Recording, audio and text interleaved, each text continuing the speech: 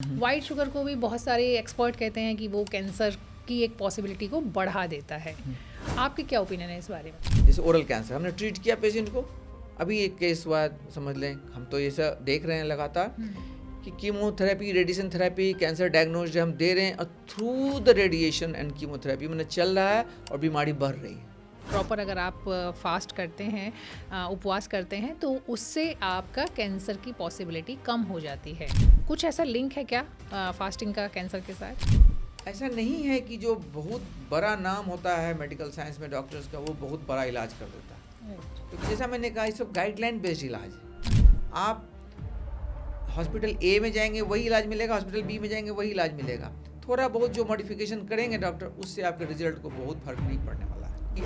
एक लाइन में ये समझिए कि भारत देश में प्रयोग में आने वाली 99.9% दवाइयाँ जेनरिक है। ओके। सब जेनरिक है, आप जो यूज़ कर रहे हो जेनरिक है। क्यों जेनरिक है ये? क्योंकि इसका इनोवेटर कोई और है। कैंसर की मेडिसिन क्या जन औषधालय जो होता है, सेंटर है जो, उस पे अवेलेबल है? प्राइवेट सेक्टर अभी भी इंडिया में बिजनेस के लिए और कोर बिजनेस के लिए, मतलब उसे चाहिए कि मैं अगर इतना इन्वेस्ट कर रहा हूँ तो मुझे इतने साल में इतना % के रेट से प्रॉफिट होनी चाहिए।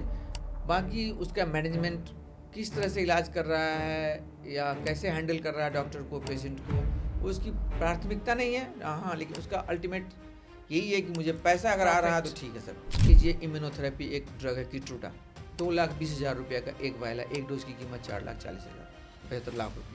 तो एक बड़ा अमाउंट है। और अगर यही ड्रग हमारे इंडिया में बनता, डेवलप होता, अगर हमारा लेवल ऐसा होता तो हमारा एक कॉस्ट हो सकता है कुछ। अब ये इसी को पेटेंट ख़त्म होने दें, देखें यही कॉस्ट घट के जब इंडिया में जेनरिक्स बन जाएगी, ये 2,000 में मिलेगी। अगर हेड नेक कैंसर में, मतलब मुंह के कैंसर में सर्जरी हुई, कीमो, रेडिएशन तीनों चीज़ लगे, तो ये मोटा मोटी 70% केसेस में, तो जो मैं स्टेज 3 तक की बात कर रहा हूँ, तो अगर ये तीनों लगा तो लगभग 10 लाख, 9 से 10 लाख खर्च जनरल वार्ड में, प्राइवेट हॉस्पिटल में हो जाते हैं। जो जितने लोग ट्रीटमेंट कराते हैं, आपका अपना एक्सपीरियंस भी मैं जानना चाहूँगी इसको लेकर के, तो उसमें से कितने पेशेंट हैं जो कि सर्वाइव कर पाते हैं?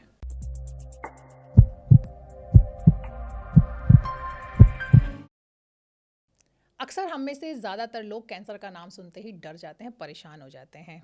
जबकि आपको ये जानकर हैरानी होगी कि कैंसर के बहुत सारे ऐसे लक्षण, बहुत सारे ऐसे सिम्टम होते हैं जो कि कैंसर के होने से पहले हमारे अंदर होते हैं। हम उन्हें सिर्फ देख नहीं पाते या फिर नज़रअंदाज कर देते हैं। अगर हम उन लक्षणों को वक्त पर पकड़ लें, पहचान लें, तो बहुत मुमकिन है कि कैंसर जैसी भयंकर बीमारी हो ही नहीं।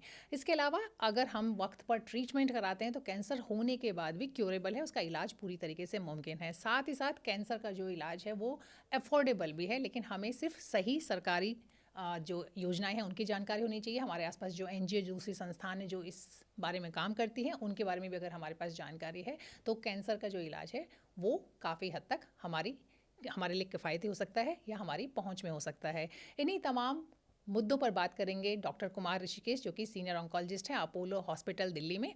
वो हमें बताएंगे कि कैसे हम कैंसर से बच सकते हैं, साथ ही साथ कैंसर को किस तरीके से अफोर्डेबल किया जा सकता है। बहुत बहुत स्वागत है सर आपका। धन्यवाद प्रियंका जी। डॉक्टर साहब, ये तो हम सब जानते हैं कि कैंसर जो है वो बहुत तेज़ी से बढ़ रहा है, मामले काफ़ी बढ़ गए हैं, और इलाज की बात हम लोग करेंगे अपने इस पॉडकास्ट में, लेकिन सबसे अच्छी चीज़ होती है प्रिवेंशन। कहते हैं ना कि बचाव ही जो है सबसे अच्छा इलाज है। तो डॉक्टर साहब, सबसे पहले मैं जानना चाहती हूँ कि कैंसर से बचाव कैसे कर सकते हैं। बहुत तरह की बातें की जाती हैं, लेकिन मैं चाहती हूँ कि आप हमारे दर्शकों के साथ कुछ ऐसी चीज़ें शेयर करें जिनसे हमें पता चलता हो कि कैंसर को होने से पहले, कई बार होता है कि आपके लक्षण हैं या आपको जब कैंसर हो जाएगा फर्स्ट स्टेज में, सेकंड, वो उसकी बात नहीं कह रही मैं, कुछ ऐसे लक्षण या ऐसे सिम्टम्स या ऐसे साइन हमारी बॉडी देती हो जो कि कैंसर के होने से पहले पता चल सके, ताकि हम वक्त रहते कोशिश कर सके कि कैंसर हो ही ना। बहुत अच्छा प्रश्न है आपका। और मैं ऐसा बता दूं कि कई सारे लक्षण ऐसे हैं जो ये बता सकते हैं कि आगे ये कैंसर में कन्वर्ट होने वाला है, बट अभी कैंसर बना नहीं है। इस समय इस तरह के लक्षणों को समझ लेना और उसका उचित निवारण कर लेना बहुत ही महत्वपूर्ण है, क्योंकि इससे आगे आने वाले एक तो कैंसर नहीं बनेगा, और फिर ऑफ कोर्स जब कैंसर बना नहीं है तो उससे कोई डेथ होने की संभावना ही नहीं है। तो उसमें सबसे एक कॉमन एग्जांपल है, मुंह में जो लोग खास करके टोबैको लेते हैं या पान खाते हैं, किसी भी सुपारी। रोग का सुपारी खाते हैं तो उनमें एक चीज़ है, उसे हम हिंदी में कहते हैं कि उजला धब्बा बन गया है मुंह में, बट हमारे मेडिकल साइंस में ओरल ल्यूकोप्लेकिया बोलते हैं। Leuko means white, plakia means plaque. तो उजले रंग का एक परत जीभ पर, या जीभ को जब उठाएंगे under surface of the tongue बोलते हैं उसे, वहाँ पर, या बक्कल म्यूकोसा जो गाल के अंदर का हिस्सा है उसमें बन सकता है। जी। अगर ये ऐसा उजला धब्बा बना हुआ है जो एक ख़ास एरिया में डिफाइंड है, तो आप इसे डॉक्टर को दिखाएं। यह ल्यूकोप्लेकिया हो सकता है, और सबसे इम्पॉर्टेंट बात क्या है कि इसका समुचित निवारण हो सकता है, कभी कभी सर्जरी से, कभी कभी कुछ एंटीऑक्सीडेंट मेडिकेशन से। और अगर ये हट जाता है, क्योंकि 10% 100 में से 10 जो पेशेंट्स होंगे जिनको ल्यूकोप्लेकिया, वो कैंसर में कन्वर्ट होगा। तो ये बहुत महत्वपूर्ण है उससे बच जाना। उसी तरह से लाल रंग का भी होता है, उसे इरिथ्रोप्लेकिया बोलते हैं। तो वो मुंह में या जीभ पर इस तरह के धब्बे के साथ दिखेगा, फायरी रेड टाइप। तो उसे आप हटा के कैंसर बनने से रोक सकते हैं। जी, बहुत बढ़िया। लेकिन आपने बताया कि 100 में से 10 मामलों में बन सकता है, बाकी 90 जो हो वो फिर किस चीज़ का लक्षण है?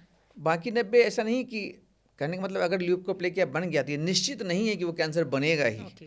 सो वो 90 छाला भी मामलों हो में सकता हट है। सकता है फिर से वो। आपके टोबैको पैटर्न चेंज हुए, आपने खाने कम कर दिए, या बॉडी ने खुद हील किया, कई तरह से वो हट सकते हैं।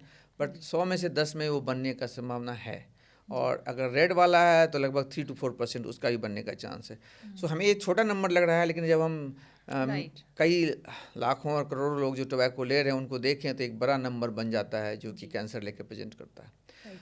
मैं यहाँ पर एक सवाल है, इससे पहले कि हम आगे बढ़ें और बाकी लक्षणों की बात करें।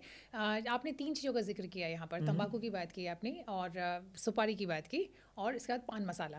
तो क्या तीनों ही इक्विवेलेंट, एक ही बराबर खतरनाक है कैंसर के लिहाज से? ऐसा समझिए कि पान का पत्ता छोड़ के जी। पान में प्रयोग होने वाली, जो आमतौर पर प्रयोग होने वाली चीज़ें हैं, वो सब कार्सिनोजेनिक है, मतलब कैंसर कर सकती है। तो ठीक पान है। का पत्ता ही एक है जो सेफ है। बट ऑफ कोर्स गुलकंद भी शायद नहीं करता ना, गुलकंद में भी कोई ऐसी चीज़ नहीं वही होती उस अगर तरह की मीठा चीज़ें पान। जो, अगर हाँ, हम पान की जो प्राकृतिक मेन चीज़। कंस्टिट्यूएंट की बात करें, अब बाकी तो आप उसमें एडिशन करते चले जाएंगे तो एक अलग चीज़ है। बट जो मेन उसके कंस्टिट्यूएंट हैं उसमें जैसे चूना और सुपारी और कत्था, ये सब तो चीज़ मेन कंस्टिट्यूएंट, जर्दा, पीला पत्ती, इस तरह की चीज़ें तो हम, पान का तो मतलब ये सब कुछ हाँ डाल ये के सब लोग चीज़ें, बनाते उसके अलावा भी आप उसमें बहुत चीज़ जोड़ते हैं। तो ये जो चीज़ें जो मैंने अभी बताई, ये सब कार्सिनोजेनिक है, कैंसर कर सकते हैं। पान का पत्ता डेफिनेटली सेफ है। हैं। जी। और इससे आगे बढ़ें तो एक और चीज़ होता है जो खास करके काफ़ी सुपारी खाने वाले लोग हैं, असम, बिहार, इन सब एरिया में ज़्यादा है। खैर नॉर्थ इंडिया कम्प्लीटली है उसमें ऑक्यूपाइड इस चीज़ में, कि क्योंकि सारे गुटके में सुपारी तो है ही एक मेन कंस्टिट्यूएंट। जी। तो सुपारी खाते खाते देखेंगे कि किसी इंसान का मुंह पूरा नहीं खुल रहा। अभी उसको कोई घाव नहीं बने हैं मुंह में, कोई कैंसर डेवलप नहीं हुआ, बट मुंह पूरा खुलना बंद हो गया, जीभ ठीक से उसका मूव नहीं कर पा रहा है। तो वो एक समय आएगा जो बोलने लगेगा कि हाँ मुझे कुछ। और तीसरी चीज़ जो है होगी कि कोई भी चीज़ वो लेगा मुंह में, उसे बहुत जलन होगी, मतलब खाना पीना कुछ भी, तो उसे एक अजीब सा जलन होगा जो आमतौर पर बाकी उसके घर के लोग खा पा रहे हैं, उसे दिक्कत हो रही है। ये कंडीशन, इसको बोलते हैं सब म्यूकोजल फाइब्रोसिस। मतलब मुंह के लेयर के अंदर जैसे उसके पीछे एक फाइबर्स का लेयर बन गया है। तो फाइबर्स का लेयर जो बन गया है, अगर ये सिचुएशन बन गया है, अब इसका नेक्स्ट स्टेज आने वाला है कैंसर। तो यहाँ पर भी आप सुपारी को रोक दें खाना और रेगुलर स्क्रीनिंग पर जाएं, तो हो सकता है कैंसर आप अर्ली डिटेक्शन कर पाएंगे। और हो सकता है कि ये कम्प्लीटली जाने वाला तो नहीं है म्यूकोसल फाइब्रोसिस, जो फाइबर्स बन गए वो जाएंगे नहीं, बट कम से कम आप उसके बढ़ने को रोक सकते हैं। और दूसरा है कि समय रहते आप समझ सकते हैं कि ये कैंसर बन रहा है, तो वहाँ का समुचित इलाज सेफली हो सकता है। और उससे आगे बढ़ें, अगर आप मुंह को छोड़ के, जैसे सबसे इम्पॉर्टेंट चीज़ है भोजन की नली। कई पेशेंट्स को आप देखते होंगे, इंसान को जो कि शिकायत कर रहा होगा कि मुझे एसिडिटी आ रही है, रिफ्लक्स आता जाता है। तो ये सिचुएशन भी नॉट ऑलवेज, बट अगर कोई एसिडिटी डेवलप हुई है, अचानक आई है और 6 वीक्स हो गए हैं, अभी भी नहीं जा रहा है, वो अपनी तरफ से काफ़ी कुछ कर चुका है, आप देखेंगे लोग खुद से ही पेंटोसिड खरीद वो तो के ऐसे खा ही रहे लेते हैं, हैं। लेकिन तब भी अगर रिस्पॉन्स नहीं आ रहा, इसका मतलब है कि कुछ और चल रहा है। तो ज़रूरी नहीं कि कैंसर बन चुका है, इसका मतलब प्री कैंसरस लीजन्स भी कुछ हो सकते हैं। तो एक उसी में सिंपल सा चीज़ है, रिफ्लक्स के कारण आता है, उसका नाम है बैरेट्स एसोफेगस। वो एक भोजन की नली का जो अंतिम हिस्सा है, वहाँ पर थोड़े चेंजेज आ जाते हैं, वो एंडोस्कोपी में दिखता है, वहाँ से बायोप्सी लेके हम समझ सकते हैं कि हाँ यहाँ आया हुआ है चेंज। फिर इसका समुचित इलाज भी हो सकता है। तो ये कैंसर बना नहीं है पर प्री कैंसरस है। ओके। उसी तरह से आप लीवर में जाएं, बहुत इंपॉर्टेंट चीज़ है। फैटी लीवर हम हर समय बोलते हैं, लेकिन फैटी लीवर एक ऐसा चीज़ है जो साइलेंट किलर बोलते हैं, क्योंकि इंडिया में आप देखें 75 to 80% लोगों में फैटी लीवर है। उसके कई सारे कारण हैं, बट फैटी लीवर लगभग 5 से 7% पेशेंट्स में सिरोसिस में कन्वर्ट हो सकता है। अब सिरोसिस बना हुआ तो फिर वहाँ कैंसर भी आने का चांस है। तो अगर आप फैटी लीवर को देख रहे हैं तो उसको कम करने के लिए जितने उपाय हैं, रेगुलर एक्सरसाइज और डाइटरी मॉडिफिकेशन, वो सब करते हैं। साथ में एक सिंपल सा टेस्ट है फाइब्रोस्कैन, वो अल्ट्रासाउंड है, एक एडवांस अल्ट्रासाउंड, वो देख सकता है कि आपके लीवर में फाइबर्स बन रहे हैं क्या। अगर बन रहे हैं तो आपको आगाह किया सकता है, आपको वहाँ से भी मॉडिफिकेशन कर सकते हैं अपने लाइफस्टाइल में, और फैटी लीवर को भी ट्रीट कर सकते हैं जितने तरह से हो सकता है। तो ये सब हुआ कि आप अर्ली डिटेक्शन कर रहे हैं, एक तरह से आप कैंसर तक जाने नहीं दे रहे हैं उसे। उसी तरह से अगर लीवर को सबसे एक इम्पॉर्टेंट खतरा है खास करके भारतीय उपमहाद्वीप में, तो वो हेपेटाइटिस बी और सी। ये दोनों ऐसे इन्फेक्शन हैं जो लॉन्ग टर्म में कैंसर करते हैं। तो अगर हेपेटाइटिस बी और सी हुआ है तो इससे पेशेंट को एक स्ट्रिक्ट हिदायत रहती है कि आप 6 मंथली स्क्रीनिंग कराएं लीवर कैंसर के लिए, देखें ultrasound, alpha fetoprotein test blood से होता है, ये सब करके आप उसको अर्ली डिटेक्शन कर सकते हैं, जो बहुत छोटे इलाज में उसका काम हो सकता है, पेशेंट की जान बच सकती है।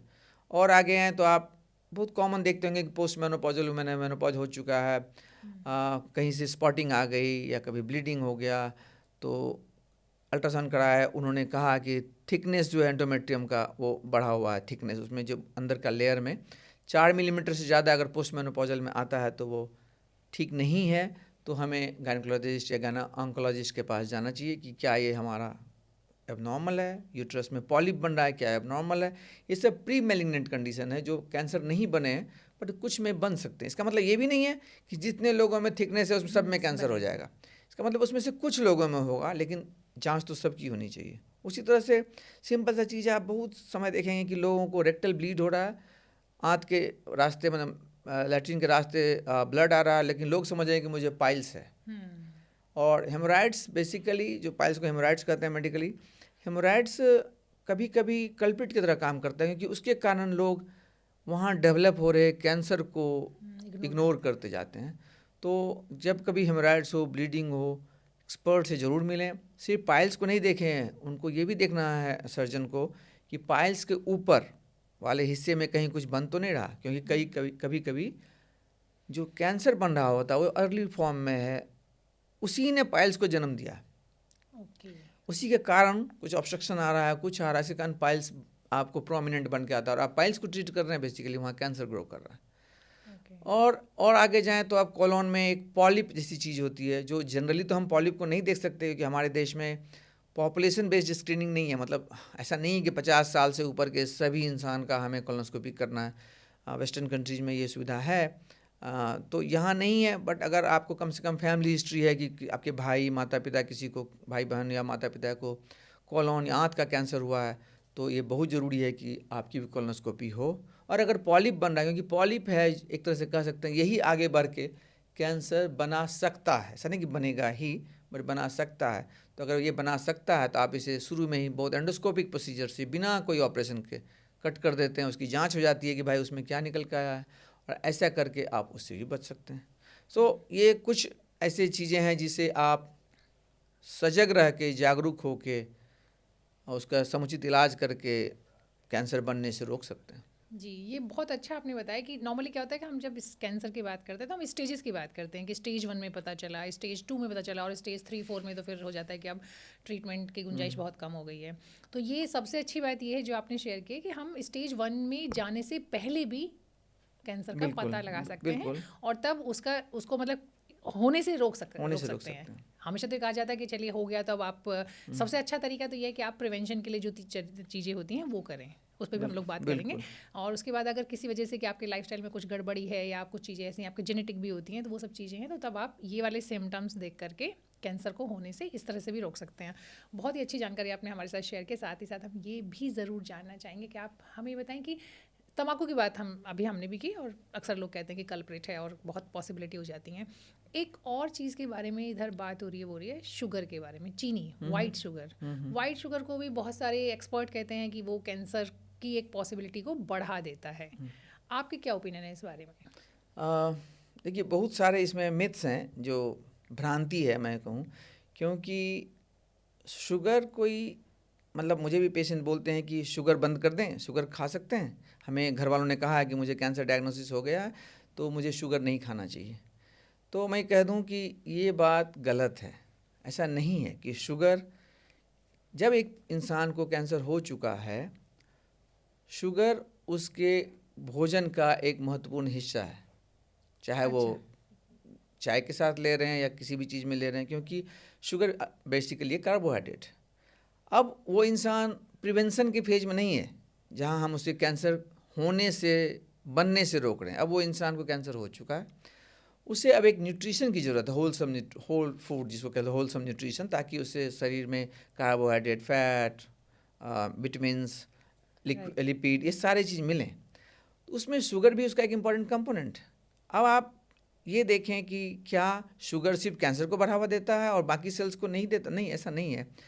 जैसे कैंसर सेल्स है तो वो भी एक टाइप का सेल्स है जिसमें कि एक तरह समझिए ऑटोनॉमी है, वो खुद अपने आप सब कुछ जुगाड़ कर रहा है, आपके शरीर के विभिन्न हिस्सों से सब कुछ लेने की कोशिश कर रहा है, और इस कारण से वो अपने को स्टैब्लिश करता है आपके बॉडी में। कैंसर एक ऐसा चीज़ है जो आप ही के शरीर में, आप ही से पैदा हुआ है और आप ही के शरीर में अपने को स्टैब्लिश करता है।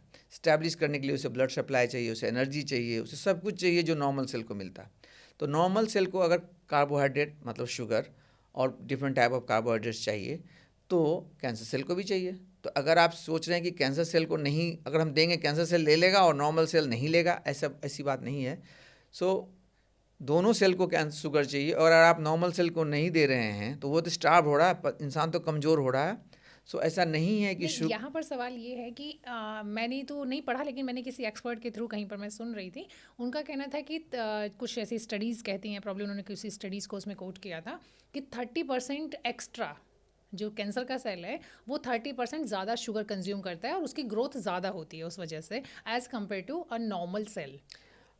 मुझे नहीं लगता कि ये एविडेंस बेस्ड बात है, मतलब इसका प्रूफ मुझे इतना स्ट्रांग नहीं लगता। ये ज़रूर है कि कैंसर सेल्स का मेटाबॉलिज्म फास्ट होता है compare to normal cells, relative, but ये रिलेटिव बात है। कहीं कहीं नहीं, मतलब कहीं कहीं ऐसे भी सेल्स हैं हमारे बॉडी के जिसका मेटाबॉलिज्म बहुत काफ़ी फास्ट है, मतलब तेज़ी से उसे भोजन चाहिए और फिर चाहिए। जैसे ब्लड सेल्स का मेटाबॉलिज्म बहुत स्ट्रांग है, बहुत सारे सेल्स का लाइफ ही मान लो सपोज करो प्लेटलेट का 3 से 5 दिन में तो उसकी डेथ हो जाती है। तो फास्ट डिवाइडिंग सेल्स है, तो उसे तो भोजन चाहिए। तो उसी तरह से इंटेस्टाइन का जो एपिथेलियम है, जो लाइनिंग है, जो हमारा लंग्स का जो लाइनिंग है अंदर का, उस सबको फास्ट डिवाइडिंग सेल्स है ये सब, इसे तो चाहिए भोजन। तो ऐसा नहीं है कि आप डिस्क्रिमिनेट कर पाओगे कि मैं शुगर नहीं दे रहा हूँ तो ये जो नॉर्मल सेल है वो तो बर्दाश्त कर लेगा और कैंसर का सेल मर जाएगा, ऐसा नहीं है। अगर आप स्टार्व कर रहे हैं तो दोनों को स्टार्व कर रहे हैं, तो इसीलिए ये बात यहाँ पर लागू नहीं होती। कैंसर मरीजों को शुगर लेने से अभी तक के प्रूफ के हिसाब से, मेडिकल प्रूफ के हिसाब से, कैंसर मरीज को शुगर लेने से नहीं रोका जाए जी। पर ये बात जरूर है कि एक हेल्दी इंसान को डेफिनेटली वहाँ एक अलग बात है, क्योंकि वहाँ अगर आप शुगर रेस्ट्रिक्ट करते हैं तो शुगर रिलेटेड जो मेटाबॉलिक सिंड्रोम में जो शुगर कंट्रीब्यूट करता है, दैट मीन्स डायबिटीज़, मोटापा, इन सब चीज़ों का जो ये पार्ट है मेटाबॉलिक सिंड्रोम का, इसमें अगर ये बनने में मदद कर रहा है, फैटी लिवर बना रहा है, क्योंकि अल्टीमेटली मोटापा एक ऐसा कंडीशन है जो कैंसर का एक रिस्क फैक्टर है। राइट। तो अगर कोई इंसान की ज़रूरत 2000 किलो कैलोरी है, जिसका कि इतना परसेंट 60% लगभग आता है कार्बोहाइड्रेट से एनर्जी का, तो हमें 60% कार्बोहाइड्रेट देने में कोई दिक्कत नहीं है, बशर्ते कि वो इंसान 2000 किलो कैलोरी कंज्यूम कर ले।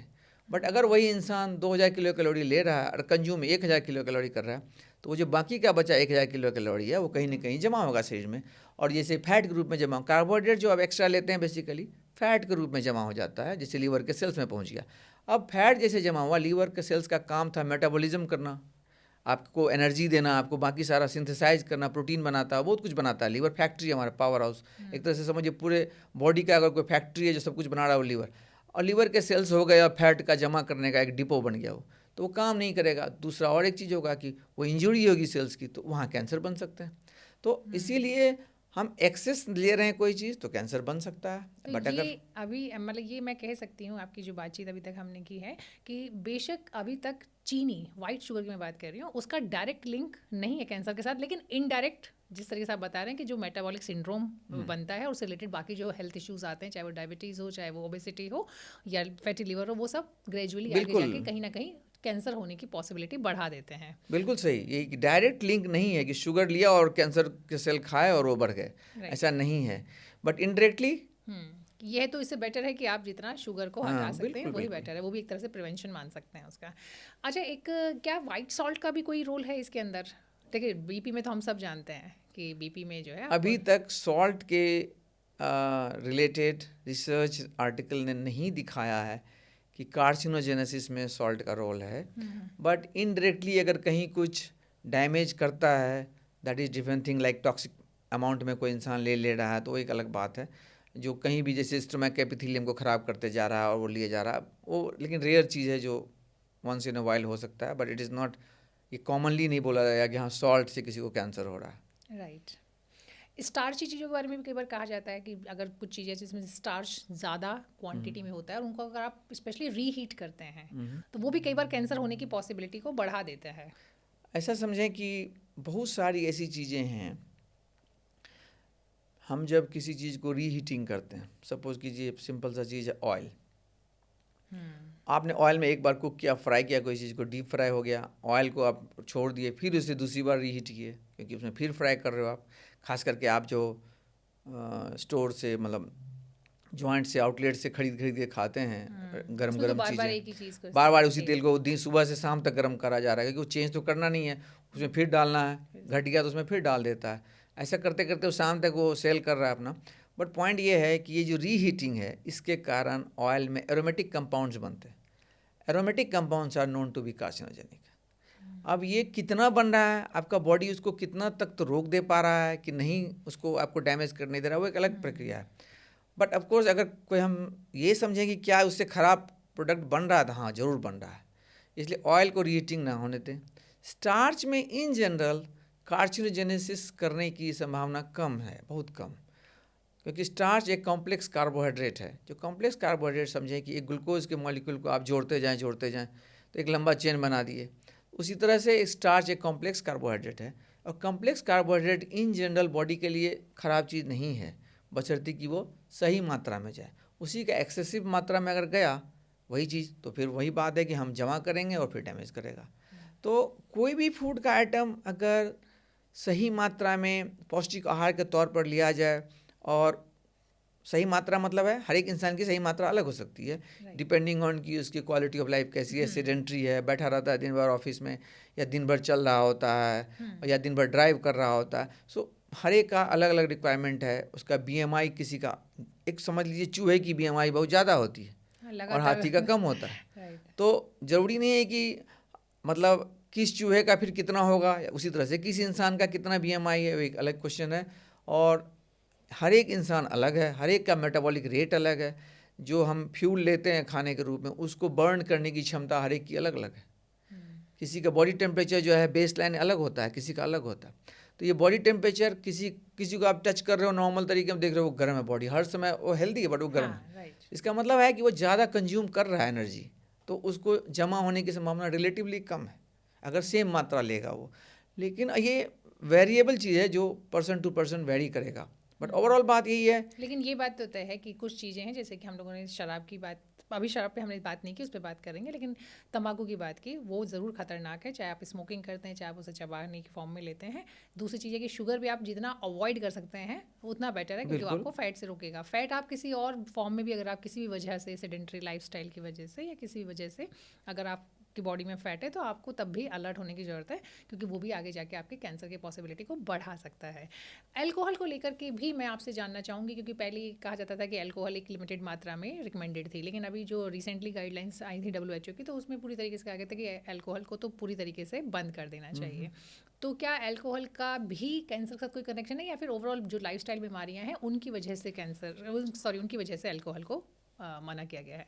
देखिए, अल्कोहल कई जगह डैमेज करता है, तो उसमें दो मुख्य लीवर वाले पार्ट है। जो एक हुआ कि डायरेक्ट डैमेज, अच्छा, डायरेक्ट डैमेज हुआ, जैसे अल्कोहल ओरल कैंसर से रिलेटेड है, ओके। ठीक है, ये जीरो नहीं है। टोबैको अकेला नहीं है, अल्कोहल भी है, किताबें भी लिखती है, रिसर्च आर्टिकल भी लिखता है। दूसरा चीज़ इसोफेगस, जो भोजन की नली का कैंसर, स्टमक का कैंसर, उसमें भी अल्कोहल का योगदान है। अब पेशेंट टू पेशेंट डेफिनेट, मतलब population to population definitely vary करेगा। किसी खास एरिया का पॉपुलेशन में इंसिडेंस कम है, कहीं ज़्यादा है, वो बात अलग हो सकती है, लेकिन अल्कोहल डायरेक्ट इंजरी करती है। दूसरी बात है, अल्कोहल मेटाबॉलिज्म को इफेक्ट करके, जैसे लीवर में जमा होके फैट बन के, वो क्योंकि आपका लीवर ने अल्कोहल से फैट बनाया, फैट को जमा कर दिया, डिपोट हाउस बना दिया लीवर को, फिर वहाँ इंजरी हुई।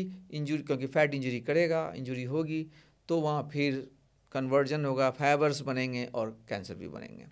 तो अल्कोहल बहुत तरह से अफेक्ट करता है, अदर दैन जो इफेक्ट हमारे ब्रेन पर डालता है लॉन्ग टर्म में, और भी कई जगह। बट वाइन का थोड़ा प्रोटेक्टिव रोल है, खास करके in the context of cardiac disease. जो हार्ट डिजीज़ है उसको लेके वाइन का प्रोटेक्टिव रोल है। बट चूँकि ये बेटर है कि कोई कार्डियोलॉजिस्ट इस पर कमेंट करें, बट ओवरऑल है कि और आई थिंक ये भी है ना कि जैसे हम कहते हैं कि इसका फ़ायदा, तो फिर वो फ़ायदा लिमिट में, तो आप समझते हैं कि मतलब बहुत कम लोग होते हैं जो उसे लिमिट के अंदर कंज्यूम करते हैं। हाँ। और ये डिफरेंशिएट कर पाते हैं कि वाइन और अल्कोहल को आप अलग अलग करें, क्योंकि नॉर्मली उसको मेडिसिनल वैल्यू देख करके तो इस्तेमाल नहीं होता है। बिल्कुल, हाँ। तो यही शायद यही वजह है कि कह दिया गया कि भाई अब आप ना ही इस्तेमाल करें तो ये बेहतर बहुत है। इंपॉर्टेंट बात है समझना कि जब आपको मना किया जाता है कोई चीज़, तो इसका मतलब है कि उसका जो रिस्क है वो बेनिफिट से ज़्यादा हो रहा है। तो रिस्क जब ज़्यादा हो रहा है तो आपको बोलेगा कि भाई आप इसको छोड़ ही दें, क्योंकि आप इसके साथ ना खेलें। इट्स बेटर कि आप इसको स्टॉप कर दें, क्योंकि हम आपको नहीं उतना समझा पाएंगे कि कब किस चीज़ में ये ज़्यादा कितना करेगा, ज़्यादा किस में करेगा। कम करेगा। नहीं, हम आपको उस सब चीज़ों के लिए स्क्रीन कर पाएंगे बार बार। और ये पॉपुलेशन बेस्ड है, मतलब हम एक भारत के सभी नागरिकों को या दिल्ली के सभी नागरिकों से, अगर भारत सरकार या दिल्ली सरकार करेगी गुजारिश, या आपके हेल्थ केयर सेंटर जो वो बोलेगी, तो वो एक आम बात बोलेगी जो सब पे लागू हो गया, ताकि सब बच सकें। जी। अब चूंकि हमने प्रिवेंशन पे तो बात की, अब मैं ये जानना चाहती हूँ कि नॉर्मली किसी को कौन से टेस्ट कराने चाहिए। एक तो प्रिवेंशन हो गया, आपके अपने लाइफस्टाइल में पूरे चेंजेस करने हैं, आपका कुछ जेनेटिक चीज़ें भी हैं, तो उनसे भी उस केस में आपको किस एज में कौन सा टेस्ट कराना चाहिए ताकि अगेन कैंसर से बचाव हो सके। देखिए, ऐसे हम समझें कि मैं चाहती हूँ कि आप जेनेटिक और हेरिडिटरी दोनों का ही आप डिफ्रेंशिएशन करके बताएं हमारे दर्शकों को कि दोनों में क्या अभी अंतर ये होगा। समझें कि अगर मैं ये देखूं कि जेनेटिक जेनेटिक मतलब हो गया कि जिसमें हम जीन को प्रूव किए हुए हैं कि इन सब जीन्स के खराब हो जाने से, क्योंकि ये सारे जीन्स जिनके नाम आते हैं इसमें, ये सब बेसिकली गार्ड जीन्स हैं जो रिपेयर करते हैं। ओके। तो कैंसर बेसिकली कैंसर का ओरिजिन सेल के न्यूक्लियस के लेवल पे होता है, जहाँ डीएनए जो है वो म्यूटेट कर रहा है, मतलब डीएनए खराब हो जा रहा है। तो डीएनए में एक छोटी सी खराबी आई तो बॉडी का डिफेंस मैकेनिज्म है जो उसको रिपेयर करता है तुरंत। अब ये रिपेयर करने वाला कुछ जीन्स है, जैसे एक एग्जांपल है P53, उसको बोलते हैं गार्जियन, हमारा गार्जियन ऑफ जीनोम है P53। उसी तरह से है BRCA1, इसको ब्रेका बोलते हैं, आमतौर पर ब्रेका बोलते हैं। तो BRCA1, ब्रेस्ट कैंसर के लिए जी, BRCA2 नाम है, दो जीन्स हैं। अब इसी दो का एग्जांपल लें कि P53 बहुत सारे कैंसर है जिसमें एसोसिएटेड हैं। अगर म्यूटेशन है, मतलब हमने कैंसर हुआ, उसके टिश्यू को हमने बायोप्सी ली, उसको लैब में भेज दिया कि क्या इसमें P53 खराब है जो नॉर्मल होना चाहिए था, तो रिपोर्ट आएगी कि हाँ इसमें खराब है। हर एक में नहीं, बट काफ़ी अच्छे नंबर खासे केसेस में P53 म्यूटेटेड होता है। P53 म्यूटेटेड जो केसेस होते हैं उसके कैंसर्स बहुत एग्रेसिव हो जाते हैं। क्योंकि हम देखते हैं जैसे ओरल कैंसर, हमने ट्रीट किया पेशेंट को, अभी एक केस हुआ, समझ लें हम तो ये सब देख रहे हैं लगातार कि chemotherapy, radiation therapy, cancer diagnose हम दे रहे हैं, और through the radiation and chemotherapy मैंने चल रहा है और बीमारी बढ़ रही है। अल्टीमेटली जब हमने रेडिएशन फिनिश की या बीच में ही रोका, क्योंकि बढ़ जा रही है बीमारी, ऑब्वियस सा दिख रहा, तो दिखा कि हमारा तो ना तो कीमो काम किया इस पर, ना रेडिएशन काम किया। ऑफ कोर्स ये चीज़ें रेयर है, इतना कॉमन नहीं है, बट आपको मैंने रेयर तो नहीं बोलूँगा, बट मिलते हैं। This is not very uncommon. तो ऐसी चीज़ों को हमें देखने के लिए इसका अगर हम जेनेटिक बेसिस पर ले जाएं तो कई सारे कैंसर है जो P53 म्यूटेशन मिलते हैं हमें। अब ovarian cancer, uterine cancer, oral cancer, intestinal cancer, lung cancer, कई सारे में मिलेंगे कि हाँ P53 म्यूटेटेड है, मतलब कहीं ना कहीं वो डैमेज हुआ है तो कंट्रीब्यूट किया है। उसके अलावा जो ब्रेका है, वीमेन में breast cancer, ovarian cancer, endometrial cancer, male में प्रोस्टेट कैंसर, पैंक्रियाटिक कैंसर, इस सब में BRCA जीन का म्यूटेशन होना भी एक कारण है। अब ऐसे कैंसर्स के डायग्नोसिस होना, तो आप देखेंगे कि आजकल अब जब पहुंचेंगे क्लिनिक में कि ये कैंसर है तो डॉक्टर बोलेगा कि हमें NGS कराना है। अब NGS is basically next generation sequencing. ये एडवांस्ड मॉलिक्यूलर टेस्ट है जो सेल से DNA को निकाल के उसको मल्टीप्लाई करके देखता है कि इसमें क्या क्या डेफिसिट है, कहाँ कहाँ कमी आ रही, कहाँ कहाँ क्या लगना चाहिए था उस चेन में, एमिनो एसिड्स कौन सा होना चाहिए, उसके बदले में क्या लगा हुआ है।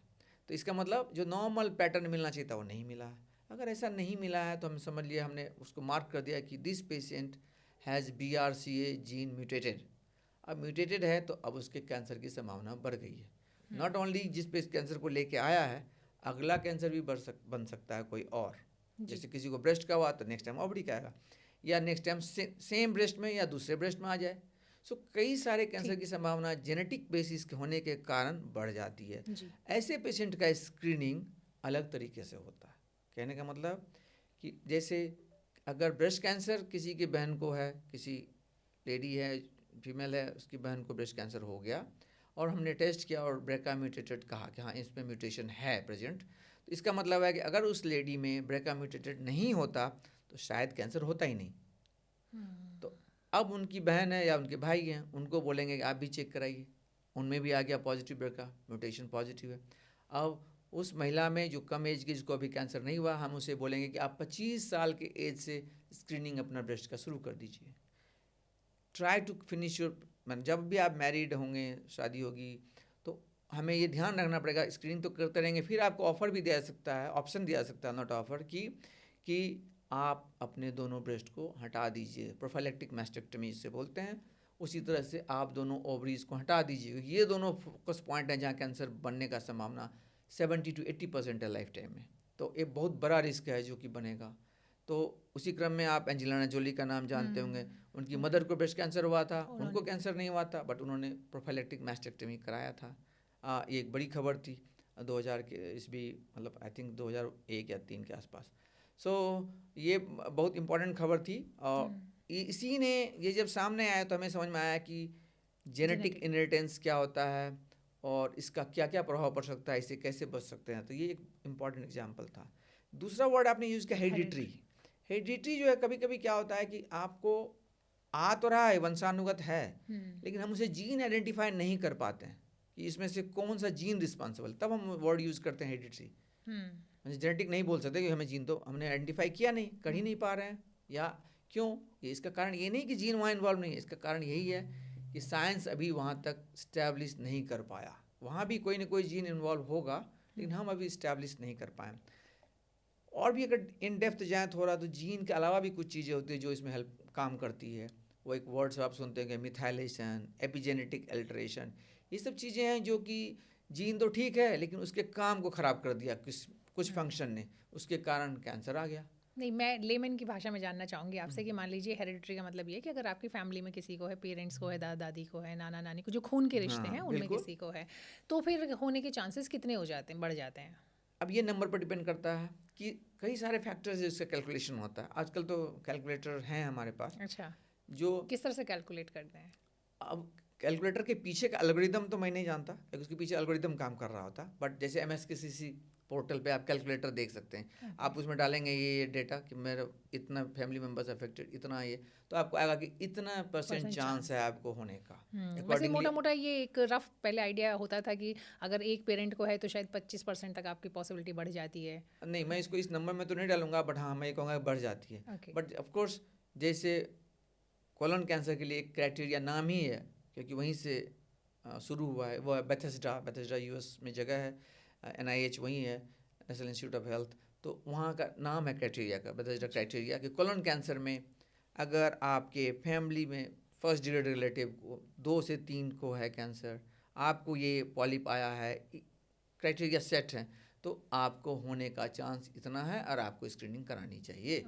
सो ये सब चीज़ जितना साइंस कर पाया है, जितना अभी तक पहुंच पाया है रिसर्च, उसमें बहुत सारी चीज़ों को डिफाइन किया है। उसी तरह से breast cancer related, ovarian cancer related, इन सब में भी कैलकुलेटर्स हैं जो काफ़ी हेल्पफुल होते हैं हमें ये पेशेंट को बताने में कि आपके लाइफ टाइम कैंसर डेवलप करने का चांस कितना है और आपको इसके लिए क्या करना चाहिए? जी डॉक्टर साहब, आज ही एक स्टडी आई है, जो स्टडी आई थिंक लेंसेट की स्टडी है, जिसमें ये लिखा है कि इंडिया में जो 10 लोग जो कैंसर का इलाज कराते हैं, उनमें से 8 लोगों की डेथ हो जाती है। सिर्फ 2 ही लोग हैं जो सरवाइव कर पाते हैं। और पूरी दुनिया में दूसरे नंबर पे सबसे ज़्यादा कैंसर से जो मौतें होती हैं वो हमारे देश में ही हो रही हैं। चाइना हमसे आगे है। अब उसमें एक पॉसिबिलिटी तो ये हो सकती है कि हम आबादी के हिसाब से अगर देखते हैं तो ऑफ कोर्स चूँकि हमारी आबादी ज़्यादा है, चाइना की आबादी ज़्यादा है, तो उस हिसाब से हमारे पास मरीज भी ज़्यादा होंगे, डेथ भी ज़्यादा होंगे। लेकिन ये जो दूसरी चीज़ जो थी इम्पॉर्टेंट, जो मैंने आपसे पूछा कि ये जो जितने लोग ट्रीटमेंट कराते हैं, आपका अपना एक्सपीरियंस भी मैं जानना चाहूँगी इसको लेकर के, तो उसमें से कितने पेशेंट हैं जो कि सर्वाइव कर पाते हैं लॉन्ग टर्म? ओके, बहुत इम्पोर्टेंट है। देखिए, अभी तक ब्रेस्ट कैंसर को थोड़ा छोड़ दें।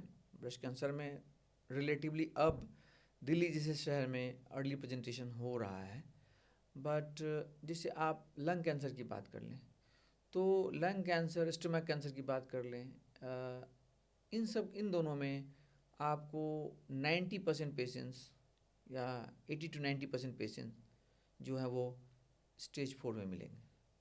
ओके। क्योंकि लंग कैंसर का सबसे जो एक ख़राब पहलू है वो कि ये ग्रो कर रहा होता है, अंदर जो है लंग स्पेस दे देता है कैंसर को। अच्छा। तो पेशेंट को सिम्टम नहीं आते हैं। पेशेंट प्रेजेंट किया आपको बोन पेन लेके, वो बोन में जा चुका है कैंसर। तो ऐसे कंडीशन में हाँ, लेकिन ये ज़रूर कहेंगे कि जैसे जैसे वक्त बीत रहा है तो अवेयरनेस बढ़ी है, उसमें सोशल मीडिया का भी रोल है, उसमें मीडिया का भी रोल है। ओवरऑल लोग ज़्यादा अवेयर हुए हैं, ज़्यादा अब स्क्रीन से अटैच होते हैं तो वो देखते रहते हैं। तो अब थोड़ा सा मैं देखूंगा कि चेंज हो रहा है, बट अभी भी 20% तो ज़रूर कहूँगा मैं ही पेशेंट अप टू स्टेज 3 आ पाते हैं, बट बाकी स्टेज 4 तक आते हैं। और जो दूसरी जो सबसे महत्वपूर्ण बात यह है कि क्यों हमारा आउटकम ख़राब है, तो उसमें आप देखिए कि हमारी अभी भी 75 to 80% पॉपुलेशन जो आबादी है वो गाँव में बसती है। तो जहाँ की मूलभूत सुविधाएं अभी तक अच्छे से नहीं पहुँच पाई है, उनका प्राइमरी हेल्थ सेंटर उतना इक्विप्ड नहीं है कैंसर के डायग्नोसिस और डिटेक्शन के लिए, और जो सेंटर्स हैं वो काफ़ी दूर हैं। कई सारी योजनाएं आई हैं, उनसे फ़ायदा ज़रूर पहुंचा है, लेकिन अभी इस कदर इसका फ़ायदा पहुंचना कि उनकी ज़िंदगी में आमूल चूल परिवर्तन हो जाए, वो अभी थोड़ी दूर की बात है। जी। और उनकी जागरूकता भी है जिस काफ़ी फ़र्क पड़ा है, लेकिन अभी भी कैंसर से के लिए सबसे पहली समस्या ये है कि लोग ये समझते हैं कि ये तो मुझे तो हो ही नहीं सकता, राइट। तो मुझे हो ही नहीं सकता, और इसलिए वो अपने को कभी लोकल जो भी उनके पास अल्टरनेटिव मेडिसिन की सुविधा होती है, चाहे वो वैद्य हो या जो भी हो, बट डायग्नोसिस तक नहीं पहुंच पाते कि हुआ क्या है। कोई बोल दिया कि उन्होंने कहा कि हम, अब समझ लीजिए ऐसे पेशेंट्स हैं जो हमारे पास आ चुके हैं, उसमें से लगभग 20% पेशेंट ऐसे होते हैं उनका भरोसा जो है वो अल्टरनेटिव मेडिसिन पर इतना स्ट्रांग है कि क्या आप अपनी दवाई करें डॉक्टर साहब, और क्या हम अपना ये फलां वैद्य जी हैं या फलां डॉक्टर साहब हैं जो भी हैं अल्टरनेटिव मेडिसिन वाले, उनसे भी चला सकते हैं। इसका मतलब उनका कहीं ना कहीं है रुझान कि उससे हमें फ़ायदा होगा। तो ये एक कल्चरल चीज़ है जो, क्योंकि इंडिया में हम ग्रो किए हैं तो हम कल्चरली क्लोज हैं आयुर्वेद के, कल्चरली क्लोज हैं आयुर्वेदिक मेडिसिन के। कुछ लोग झाड़ फूक में भी जाते हैं और उनसे भी वहाँ भी टाइम बर्बाद होता है। इसका मतलब ये नहीं कि एलोपैथिक मेडिसिन 100% क्योर की गारंटी देता है, बट इसका मतलब ये है कि कुछ ऐसे पेशेंट्स जो और वक्त बर्बाद कर देते हैं वहाँ, राइट। वो शायद वहाँ से एक्चुअली बच सकते जी, हैं। यहाँ पर थोड़ा सा मिसकंसेप्शन भी है, क्योंकि आयुर्वेद में भी अमूमन, क्योंकि मेरी भी बहुत सारे एक्सपर्ट से बात होती है हेल्थ पे काम करने की वजह से, मैंने देखा है कि ज़्यादातर आयुर्वेद के जो डॉक्टर हैं, एक्सपर्ट हैं, वो खुद कहते हैं कि ये एक मतलब सपोर्टिव ट्रीटमेंट है। हमारा जो ट्रीटमेंट है वो सपोर्टिव ट्रीटमेंट है। दोनों को अगर साथ लेके चलते हैं, मान लीजिए जहाँ सर्जरी की ज़रूरत है वहाँ तो सर्जरी ही काम करेगी, राइट। वो एलोपैथी में ही पॉसिबल है, मतलब आयुर्वेद में भी होता है, बट वो बहुत नॉमिनल है और बहुत उस तरह से प्रचलन में नहीं है। तो बाकी चीज़ें तो ये कि साथ में आप इससे फूड हैबिट्स अपनी चेंज कर सकते हैं, जिसमें ये जो एलोपैथिक रिकमेंडेशन होती हैं वो काफ़ी लोगों को ठीक लगती हैं और काफ़ी उसके रिजल्ट भी ठीक ठाक आए हैं। पीछे भी आपने देखा होगा, सिद्धू साहब ने पहले कहा कि मेरी पत्नी तो ठीक ही हुई खाने से, फिर बाद में उन्होंने हालांकि करेक्ट किया आपने स्टेटमेंट को और बताया कि बाकी सारा इलाज भी हुआ प्रॉपर, जो भी उनका था, कीमो भी हुई, उनकी सर्जरीज का तो मुझे आइडिया नहीं, लेकिन कीमो और रेडिएशन सब उनका हुआ। तो यहाँ पर शायद मिसकंसेप्शन ज़्यादा है, लोग आधी जानकारी लेते हैं और फिर आधी को ही पूरा करने की कोशिश करते हैं। उनको बिल्कुल लगता है कि ये, सहमत और हूँ। थोड़ा इजी वे भी लगता है कि आपको लगता है कि आप इतना इजी वे क्यों लगता है, क्योंकि कैंसर का इलाज महंगा बहुत है, राइट? बिल्कुल आप बिल्कुल एग्री करते होंगे इस हाँ बात से। बिल्कुल। और अब मैं इस मुद्दे पे आऊँगी बिल्कुल, कैंसर के इलाज, लेकिन उससे पहले एक और सवाल मेरे मन में था, वो ये था कि जितने पेशेंट आपके पास आते हैं, सिर्फ आपके पास आते हैं, वो एक्सपीरियंस, आपका तजुर्बा जो है वो जानना चाहूँगी, और जो भी आपका डेटा कहता है, कितने पेशेंट ऐसे हैं जिनमें कैंसर दोबारा लौट कर नहीं आता है? अ, क्योंकि ये एक मन में डर सबसे बड़ा होता है कि कैंसर का आप इलाज करा भी लेंगे तो कैंसर तो वापस आ जाएगा, 5 साल बाद आएगा, 10 साल बाद आएगा, यहाँ नहीं आएगा, दूसरे हिस्से में आएगा, ज़रूर आएगा। तो कैंसर एक बार जिसको हो गया वो ठीक नहीं हो सकता है, ये 90% लोग मानते हैं इस बात को। देखिए अब मैं किसी, क्योंकि हर एक कैंसर का रिजल्ट अलग अलग है, उसका कारण ये भी है कि जो कॉमन कैंसर्स हैं और जो खासकर वेस्टर्न वर्ल्ड में कॉमन है, उस पर रिसर्च भी काफ़ी हुआ। सिंपल एग्जांपल है ब्रेस्ट कैंसर, बट ये हार्मोन रिलेटेड कैंसर है, ये भी एक इसका कारण है कि हार्मोन रिलेटेड कैंसर है। मतलब ज़्यादातर ब्रेस्ट कैंसर के जो टाइप है वो हार्मोन रिलेटेड है, कुछ नहीं भी हैं। तो जो हार्मोन रिलेटेड कैंसर है उसका रिजल्ट अमूमन अच्छा है, okay. even if the patient presents at a later stage like stage 4 भी आ रहे हैं, तो रिलेटिवली और कैंसर के मुकाबले इसका रिजल्ट अच्छा होता है अगर हार्मोन पॉजिटिव हो, क्योंकि हार्मोन रिलेटेड कैंसर को हम आसानी से हार्मोन मैनिपुलेशन से उसके रिजल्ट को बेहतर करते हैं। अब ऐसा है कि अगर आप कोई कैंसर किस स्टेज में लेकर पेशेंट प्रेजेंट कर रहा है वो बहुत महत्वपूर्ण है। सब चीज़ का दारोमदार वहाँ है। इलाज तो डेफिनेटली बहुत इंपॉर्टेंट है, बट किस स्टेज में आता है। अब पेशेंट तो पेशेंट है, उसको तो ये नहीं पता कि मुझे किस नहीं, स्टेज में एग्री, है। वो तो देखिए हमने बातचीत की ही कि हमारे यहाँ पे उतनी फैसिलिटीज़ नहीं है, लोगों को कई बार जानकारी भी नहीं है, दोनों ही बातें हैं। तो कई बार आपके खुद ही बता रहे हैं कि आपके पास 3rd और 4th स्टेज में आने वाले पेशेंट्स ज़्यादा होते हैं, राइट?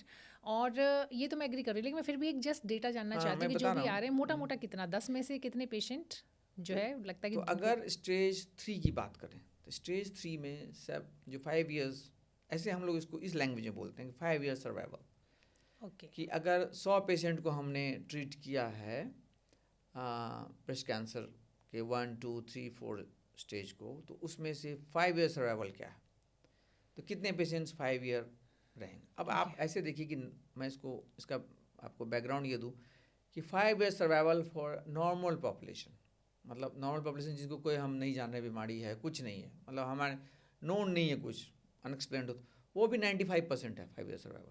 मतलब हम अगर 100 लोगों को हम किसी सोसाइटी में देख के 5 साल तक फॉलो करें, तो हम 5 साल के अंत में सिर्फ वैसे तो लाख 95%। में होता है ऐसा कैलकुलेशन, बट मान लीजिए तो हम लाख में कैलकुलेशन होता है जब हम 5 ईयर सर्वाइवल परसेंटेज में बोलते हैं। पर तो हम समझ लीजिए हमें 5% पेशेंट लोग नहीं मिलेंगे, somehow other some disease other they may go away, so is like that. तो उसी तरह से जब कैंसर की बात करते हैं तो स्टेज 4 कैंसर की जो 5 ईयर सर्वाइवल है, ट्रिपल नेगेटिव ब्रेस्ट कैंसर एक वर्ड है जो हार्मोन नेगेटिव है, उसका मात्र 7 महीना है, 7 मंथ्स। रिसेंट चेंजेस जो इम्यूनोथेरेपी आई है वो थोड़ा चेंज किया है, उसको बढ़ा के 12 महीने 11 महीने ले गया। अब ये चीज़ इतना नहीं हो जाएगा कि आमूलचूल परिवर्तन हो जाएगा, इसलिए मैंने कहा कि कौन सा कैंसर है, किस स्टेज पाया। तो ओवरऑल रेकरेंस स्टेज 4 में तो हम रेकरेंस की बात ही नहीं करते, वो तो स्टेज 4 है, मतलब वो हम पहले ही बोल देते हैं पेशेंट को ये नहीं जाएगी जड़ से, तो उसको तो हटा दें। आप बात बच गई स्टेज 1 2 3, ऐसे बहुत सारे पेशेंट्स होंगे जो आपके क्योर होंगे, जो हमारे पेशेंट्स हैं गरीब अमीर सब तरह के जो क्योर हो चुके हैं, कई साल से फॉलोअप में बीमारी वापस नहीं आई। अब ऑफकोर्स स्टेज 3 कैंसर्स हैं जो एसोफेगस के भी हैं, क्योर हुए हैं। आप स्टेज 3 एसोफेगस को क्योर होने का रेट 15% से ज़्यादा नहीं जाएगा, 15% लोगों का क्योर होगा, 85 का वापस आएगा। अब यही कैंसर को उठा के ब्रेस्ट में डाल दीजिए तो 70 to 80%, 75% जो होंगे वो क्योर होंगे, 15 to 20% पेशेंट्स क्योर नहीं होंगे। तो यही चीज़ कैंसर बदलने से क्योर की संभावना बढ़ जाती है। तो मैं कहूँगा कि मेरे के ओपीडी में जितने पेशेंट्स आए होंगे, मैं बोलूँगा कि स्टेज 1 2 3 की बात करें तो आई स्टिल से कि 50% पेशेंट्स तक तो ज़रूर क्योर होते हैं। स्टेज 4 की अलग बात है जहाँ हम क्योर की बात ही नहीं करते हैं। तो वेरी इंपॉर्टेंट, फिर उस पर भी डिपेंड करता है कि जब रेकरेंस होता है तो पेशेंट कितना फॉलोअप में है। अगर मान लीजिए वापस आ भी गई बीमारी तो क्या अभी फिर से एक चांस लिया जा सकता है उसको क्योर करने का, ये भी बहुत महत्वपूर्ण है। तो कैंसर रेकरेंस जो होता है वो लोकल रेकरेंस भी एक चीज़ होती है, वापस तो आई लेकिन लोकल ही आई। जैसे ब्रेस्ट कैंसर ब्रेस्ट की जगह पे ही आई, जहाँ ब्रेस्ट था या अभी भी है वहीं आई, तो इसका क्योर का संभावना फिर बढ़ गया। ओके। तो ये बहुत महत्वपूर्ण है, कई सारे मुद्दों पर निर्भर करता है। लेकिन ये जो धारणा बना ली कि कैंसर आ गया तो अब तो कुछ हो ही नहीं सकता, इससे तो ज़रूर मुक्ति पाएँ, क्योंकि ऐसा नहीं है। आप ज़रूर समझें कि हम किस स्टेज में हैं, कौन सा कैंसर है, तब फिर पूछें कि डॉक्टर से कि किस किस ट्रीटमेंट से क्या क्या रिजल्ट है। ये बहुत इंपॉर्टेंट है कि हम अननेसेसरी भी खर्च ना करें और ज़रूरी जो है वही करें, और उसी का रिजल्ट को समझें कि यही हमारा रिजल्ट है अभी के टाइम में। मैं ये भी आपसे जानना चाहूँगी कि जो केस आप बता रहे हैं कि जो बहुत सारे केस हैं जो कि क्योर हो जाते हैं और कुछ लौट भी आते हैं, लेकिन क्या करना चाहिए हमें अपनी लाइफस्टाइल में, हमें अपनी डाइट में और फॉलोअप, राइट, इन तीनों चीज़ों को मिला करके क्या करना चाहिए ताकि कैंसर दोबारा आने की पॉसिबिलिटी काफ़ी कम हो जाए? बहुत अच्छा। इसमें अभी एक क्लिनिकल ट्रायल पब्लिश हुआ जिसमें थोड़ा सा ये मुश्किल चीज़ है करना, बट आप देखिए इसका रिजल्ट कैसे आया है। कि अगर कोई पेशेंट जिसको ब्रेस्ट कैंसर हुआ है वो ओबीज है, क्योंकि ओबेसिटी एक रिस्क फैक्टर है ब्रेस्ट कैंसर होने के लिए, तो अगर हो गया, इलाज हो गया, मैं उदाहरण के माध्यम से आपको समझा रहा हूँ, इलाज हो गया, अब अगर आप अपनी बीएमआई को कम कर रहे हैं, मतलब वेट बाय हाइट स्क्वायर जो उसका फॉर्मूला है, आप बीएमआई को घटाते जा रहे हैं, 30 थी बीएमआई, आप उसको घटा के ले आए 25, तो आपके रेकरेंस का चांस जो है, रेकरेंस का चांस समझ लीजिए 5 से 10% घट गया। तो ये बड़ा डेटा है 5 to 10% हो जाना, कि अगर आपने वेट रिडक्शन किया तो आपका रेकरेंस कम हो गया, रेकरेंस का चांस घटता गया। तो इसीलिए कैंसर हो गया इसका मतलब अब कुछ करने से फ़ायदा नहीं है, ऐसा नहीं है। दूसरा चीज़, एक और स्टडी का रिपोर्ट है कि जो ब्रेस्ट कैंसर में ये हुई है, ये भी ब्रेस्ट कैंसर में हुई है, क्योंकि किसी खास पॉपुलेशन को लेकर ही स्टडी करेंगे, तो उसमें यह है कि ब्रेस्ट कैंसर के वो पेशेंट जो एक्सरसाइज करते रहे हैं during the treatment, during the treatment, क्योंकि ब्रेस्ट कैंसर का ट्रीटमेंट तो लंबा हो सकता है ना, हार्मोन ट्रीटमेंट ही 5 साल से 10 साल चलता है, तो अगर आप करते रहें तो आपका रिजल्ट नहीं एक्सरसाइज नहीं करने वाले से कम 10 to 15% बेटर हुआ।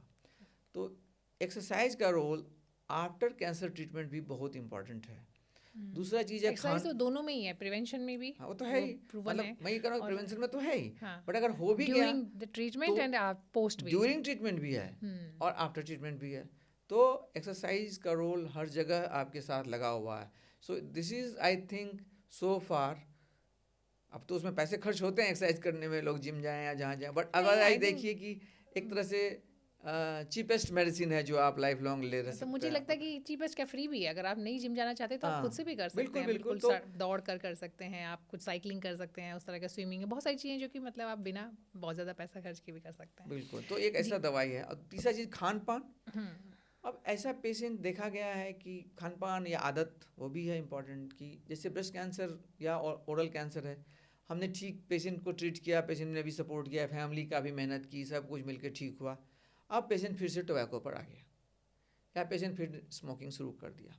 अब ये सब चीज़ें फिर से हमें वहीं ले जाती है। ऐसे पेशेंट्स मिलेंगे आपको जो पूरी हिदायत देने के बावजूद अपनी ये जो व्यसन है इसको नहीं छोड़ पाया, इसके कारण उनका कैंसर वापस आया।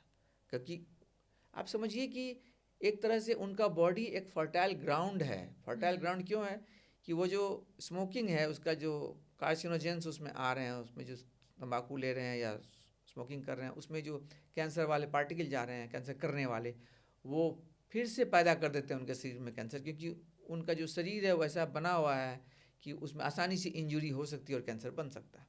ऐसे लोगों को बचना चाहिए। फॉलो अप एक बहुत ही महत्वपूर्ण चीज़ है। अभी एक पेशेंट आए जिनका 2021 में उनको टंग का कैंसर हुआ था, ठीक है, और ये स्टेज 1 कैंसर, स्टेज 2 कैंसर था। स्टेज 2 कैंसर था, उनकी सर्जरी हुई, ट्रीटमेंट कंप्लीट हुई और उनको कहा गया कि आप 3 मंथ्स के बाद फॉलोअप के लिए आएँ। पेशेंट कभी नहीं आए फॉलोअप के लिए, मतलब ये 19 से 20 की बात है, मैं कह रहा हूँ मे बी 21, तो 4 साल बीत गए, नहीं आए। अब सीधा उनको चेस्ट में कोई प्रॉब्लम हुआ, उन्होंने मतलब चेस्ट के ऊपर वाले हिस्से में, तो वो लोकल डॉक्टर से मिले, उनको भी शायद हिस्ट्री नहीं दी है, जो भी वो फंगस का इलाज, ये वहाँ फंगस इन्फेक्शन हो सकता है, ये हो सकता है, जो भी उनको एक्सरे में दिख रहा था उसमें भी उनका 3 महीना गया। अब जाके फाइनली वो हमारे पास फिर पहुंचा कि हमने कैंसर का इलाज कराया था, तब से हम फॉलोअप में नहीं आ पाए और अब आए हैं। संयोग ऐसा है कि अभी भी उसका कैंसर जो है वो लोकलाइज्ड है, रेकरेंस तो हुआ है बट लोकलाइज्ड है। तो उम्मीद करते हैं कि ये पुराना कैंसर वापस ना हो, नया कैंसर हो। वो भी एक समस्या है कि ये वही कैंसर वापस आई है कि ये नई कैंसर है, ये भी हमें डिसाइड करना पड़ता है। तो कॉम्प्लेक्स इशू बनते हैं, लेकिन अगर ये वक्त से फॉलोअप पे चल रहे होते हैं ना, तो ऐसे पेशेंट्स काफ़ी अच्छा कर रहे होते हैं जी। और हमें अर्ली डिटेक्शन करके फिर से उनको क्योर की तरफ ले जा सकते हैं। डॉक्टर साहब, एक चीज़ आप बीच में शेयर कर रहे थे कि अगर हम शुगर की जब बात कर रहे थे तो आपने बताया था कि सेल्स अगर आप उसको खाना नहीं दे रहे हैं, न्यूट्रिशन नहीं दे रहे, तो वो स्टार्व करने लगते हैं, चाहे वो हेल्दी सेल हो या फिर कैंसरस सेल हो। तो इस पर मैंने भी कुछ रिसर्च भी देखी हैं, कुछ अच्छा मतलब कंटेंट भी पढ़ा है, जिसमें कि कई लोग मतलब ये दावा किया गया है उस कंटेंट में या उस रिसर्च में कि अगर आप स्टार्व करते हैं, जिसको हम पहले उपवास, हमारे यहाँ पे जो चलन था व्रत करना था, तो वो इधर पहले इंटरमिटेंट फास्टिंग के रूप में एक फैशन में आया, फिर लोगों ने वेट घटाने के लिए यूज़ किया। लेकिन मैं पढ़ रही थी कि ये जो आप फास्टिंग है प्रॉपर, अगर आप फास्ट करते हैं, उपवास करते हैं, तो उससे आपका कैंसर की पॉसिबिलिटी कम हो जाती है। तो आपके जो पर्टिकुलरली जो कैंसर सेल्स हैं, या वो ख़त्म होने लगते हैं या फिर आपके नए सेल्स बनने लगते हैं, मतलब वो तो आप मुझसे बेटर समझाएंगे कि वो क्या इसके पीछे गणित है, कैसे काम करता है। लेकिन कुछ ऐसा लिंक है क्या फास्टिंग का कैंसर के साथ रोकने में? इनफैक्ट ये बहुत ही महत्वपूर्ण है और ये मुद्दा जो है मुझे भी बहुत प्रिय है, क्योंकि जो व्रत है हमारा भारतीय सभ्यता में, जो व्रत का महत्व है बहुत काफ़ी ज़्यादा है। हम इसे प्योरिफिकेशन के तौर पर देखते हैं कि हम, और जो 2018 की स्टडी पब्लिश हुई थी, जो कनाडा का बहुत बड़ा ट्रायल था कि फास्टिंग कितना हेल्पफुल है, उसने बताया था कि हाँ, फास्टिंग बहुत ही महत्वपूर्ण है। एंड ये किसी भी बड़े औषधि से प्रिवेंशन के लिए, मैं बोल रहा हूँ कि कैंसर को रोकने से बचने के लिए, कहा कि कैंसर से रोकने से बचने के लिए भी कुछ औषधि है, जैसे एस्पिरिन का ले लें। बहुत सारे कैंसर के प्रिवेंशन में एस्पिरिन का रोल है। बहुत जगह स्टैब्लिश हुआ, बहुत जगह नहीं हुआ, बट एस्पिरिन बहुत इंपॉर्टेंट ड्रग है, जैसे कॉलन कैंसर के लिए प्रिवेंशन के लिए, लंग कैंसर के प्रिवेंशन के लिए। नहीं, तो ये आप थोड़ा सा समझाएं हमें कि प्रिवेंशन का मतलब क्या है, कोई भी ले लेगा, कितनी मात्रा में लेगा, ये बताना पड़ेगा। तो जो फास्टिंग का रोल है वो बहुत महत्वपूर्ण है। तो इसका ये देखा गया कि फास्टिंग हमारे शरीर में जो मीडिएटर्स हैं, इन्फ्लेमेटरी मीडिएटर्स, उसको मेडिकल टर्म मिलता है, वैसे केमिकल्स शरीर छोड़ता है, शरीर के विभिन्न हिस्सों में निकलता है, क्योंकि शरीर अपना फंक्शन उन्हीं केमिकल के थ्रू करता है। तो वो जो केमिकल्स हैं जो टॉक्सिक, एक तरह से टॉक्सिक, तो आप खाने से नहीं जोड़ रहे हैं उसे। जैसे कुछ मीडिएटर्स हैं, जो कुछ केमिकल्स हैं जो सूजन को बढ़ाते हैं, कुछ होते हैं सूजन को घटाते हैं। ये दोनों का इंटरप्ले चलता रहता है बॉडी में। उसी का रिजल्ट है कि हम चल रहे होते हैं या हम बीमार पड़ते हैं। जैसे हम बीमार पड़ते हैं उस समय इन्फ्लेमेटरी मीडिएटर्स बढ़ जाते हैं, हमें फीवर आ जाता है। जो फीवर है उसी का एक रिजल्ट है बुखार। तो इसी तरह का जब सिचुएशन हमारे बॉडी में चल रहा होता है लगातार, फास्टिंग उसमें ये करता है कि इन्फ्लेमेटरी मीडिएटर्स को कम करता है। ओवरऑल एक लॉन्ग टर्म में इसका बहुत महत्वपूर्ण रिजल्ट मिलता है कि हम हेल्दी ज़्यादा रहते हैं। इसलिए अगर फास्टिंग आपकी जीवनचर्या में है तो इसे ना छोड़ें, क्योंकि बहुत महत्वपूर्ण है, और इसे संयमित तरीके से, अच्छे तरीके से ज़रूर करें। जी, अब यहाँ भी एक सवाल मेरे मन में है। एक तो ये है कि जैसे हमने इंटरमिटेंट फास्टिंग की मैंने बात की थी आपसे, तो उसमें ये होता है कि आप एक टाइम ड्यूरेशन, जो कि आइडियली तो 16 घंटे का होता है, लेकिन कई बार लोग 14 भी करते हैं, 12 भी करते हैं, अपनी कैपेसिटी के हिसाब से। कई लोग नहीं कर पाते, उतना लंबा टाइम भूखा नहीं रह पाते हैं। तो एक तो ये तरीका हुआ। एक होता है जो ऑल्टरनेट, कि एक दिन आपने पूरा दिन आप लिक्विड डाइट पर हैं। कई लोग ऐसे भी करते हैं कि पूरे दिन आपने कुछ नहीं खाना, फिर अगले दिन खाना खाना है। तो ये मेरे मन में यही सवाल था कि फास्टिंग जो है वो ड्यूरेशन पे डिपेंड करती है, कि मान लीजिए आपने 12 घंटे या 14 घंटे नहीं खाया, तो वो भी उतना ही इफेक्टिव होगी, क्योंकि रात में तो वैसे भी नहीं खाएंगे आप, बस आगे पीछे के 2-2, 4-4 घंटे आप जोड़ देते तो ड्यूरेशन हो जाता है। और एक ये होता है कि नहीं, आपने अगले दिन पूरे दिन कुछ नहीं खाया, और एक नॉर्मल जो हम इंडियन उसमें फास्ट रखते हैं कि जो हमारा ये फूड है, जो रूटीन में हम खाना खाते हैं वो नहीं खाते, लेकिन फ्रूट्स या कुछ और ऑल्टरनेटिव जो फूड होते हैं वो खा लेते हैं। तो ये तीनों चीज़ें एक बराबर असर करेंगी, या किसमें कौन सी सबसे ज़्यादा फायदेमंद है? एक जो इसका सबसे बड़ा प्रूफ समझ लें, वो पब्लिश हुआ new England journal of medicine, जो मेडिकल साइंस का नंबर 1 रेपुटेड जर्नल है वर्ल्ड वाइड। NEJM पब्लिकेशन बहुत इम्पोर्टेंट है और उसकी महत्ता वर्ल्ड वाइड है। मतलब NEJM में का पब्लिकेशन होना अपने आप में बड़ी उपलब्धि है। तो उसमें एक स्टडी आई मेरे ख्याल से 6 महीने या 1 साल पहले, intermittent fasting versus regular fasting. Okay. तो जो इंटरमिटेंट फास्टिंग थोड़ा सा फैशन बन के आ गया, मतलब थोड़ा सा फैशन का रूप ले लिया, तो देखा गया कि intermittent fasting versus regular fasting में रिजल्ट में कोई अंतर नहीं है। ओके। ठीक है, तो तब से आपके सामने एक, क्योंकि रेंडमाइज ट्रायल है, मतलब कुछ पेशेंट को ऐसा दिया गया, कुछ पेशेंट को ये कराया गया, कोई मैंने हेल्दी पीपल को। तो आपने देखा कि जब ट्रायल में इंटरमिटेंट फास्टिंग सुपीरियर बन के नहीं आया, तो पहली बात तो ये छोड़ दीजिए कि इंटरमिटेंट बेटर है नॉर्मल फास्टिंग से, ऐसा नहीं है। अब बात बचती है कि नॉर्मल फास्टिंग का ड्यूरेशन क्या है। ऐसा तो कोई स्टडी नहीं कह रहा है कि 14 घंटा ज़्यादा बेहतर है या 24 घंटा, बट इतना समझ लें कि जो फास्टिंग का जो टाइम निर्धारित किया गया वो 8 घंटे से ज़्यादा कोई भी पीरियड को फास्टिंग कहा गया। ओके। कि अगर 8 घंटे से ज़्यादा आप बिता दिए बिना कुछ लिए, लेकिन उसमें वाटर इनटेक नहीं इंक्लूडेड, वाटर इनटेक ज़रूर करें। तो वाटर इनटेक को छोड़, क्योंकि ट्रायल में यही था, वाटर डेफिसिट नहीं दिया है। तो क्योंकि हमारे कल्चरली कुछ ऐसे पर्व त्यौहार हैं जिसमें फास्टिंग में पानी भी नहीं लेते हैं, वो डिहाइड्रेट करता है, वो एक अलग टाइप का, क्योंकि उसमें हम अपने आप को थोड़ा, साइंटिफिक प्रूफ में नहीं है मेरे पास, लेकिन मुझे लगता है कि वो हम डिहाइड्रेट करके सेल इंजरी को बढ़ाते हैं, तो डिहाइड्रेशन नहीं होनी चाहिए। लेकिन अगर इंटरमिटेंट फास्टिंग या रेगुलर फास्टिंग जो भी आपको पसंद हो वो कर रहे हैं और 8 घंटे से ज़्यादा पीरियड क्रॉस करते हैं तो फास्टिंग में आता है, और ओवरऑल इसका रिजल्ट बेहतर है। इंटरमिटेंट फास्टिंग का भी या रेगुलर फास्टिंग का एक और महत्वपूर्ण पार्ट है, उसे रेगुलर इंटरवल पर करना भी ज़रूरी है, क्योंकि बॉडी का जो साइकिल है, जो हमें सर्कैडियन रिदम बोलते हैं, जो सेट होता है, क्लॉक सेट होता है, वो उसको आइडेंटिफाई कर लेता है एक टाइम के बाद कि हर मंगलवार, हम भी साइकोलॉजिकली उसको समझ चुके होते हैं कि हमें ट्यूसडे है, तो हमारा बॉडी उस हिसाब से बिहेव करने लगता है कि आज हमारा फास्टिंग का डेट है तो हम ऐसे चलेंगे, हमारा बॉडी खुद ही ऐसा बिहेव करने लगता है। तो अच्छा, यहाँ पर तीसरी चीज़ हमारी रह गई। ये तो क्लियर हो गया कि इंटरमिटेंट फास्टिंग हो या रेगुलर फास्टिंग हो, उसमें बहुत फ़र्क नहीं है, और तो आप अगर नॉर्मल 8 घंटे से ज़्यादा का फास्ट रखते हैं तो वो फास्टिंग कैटेगरी में आएगा। तो मैं जो पढ़ रही थी उसमें कहीं तो 24 घंटे, मतलब उसमें पूरा डेटा दिया था, मुझे एग्जैक्टली याद नहीं है क्या था, कि 16 घंटे के फास्ट में आप ये चेंज दिखता है आपकी बॉडी में, 24 के बाद से जाकर के आपकी बॉडी जो है खुद से अपनी सेल्स को रिजुविनेट करने लगती है कुछ इस तरह से। 48 पे जाके बहुत रिलेटिवली बेटर रिजल्ट आता है, जिसमें कैंसर के क्योर की या फिर प्रिवेंशन की बात है।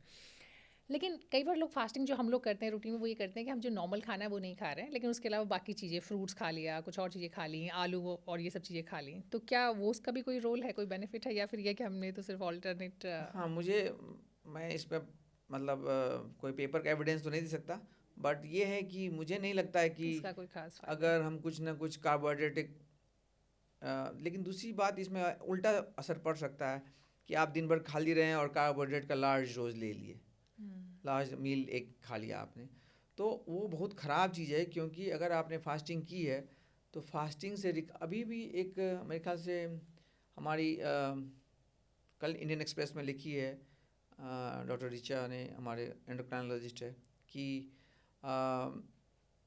शुगर का क्रेविंग क्यों होता है, हम फूड ले लेते हैं फिर भी क्रेविंग क्यों होता है।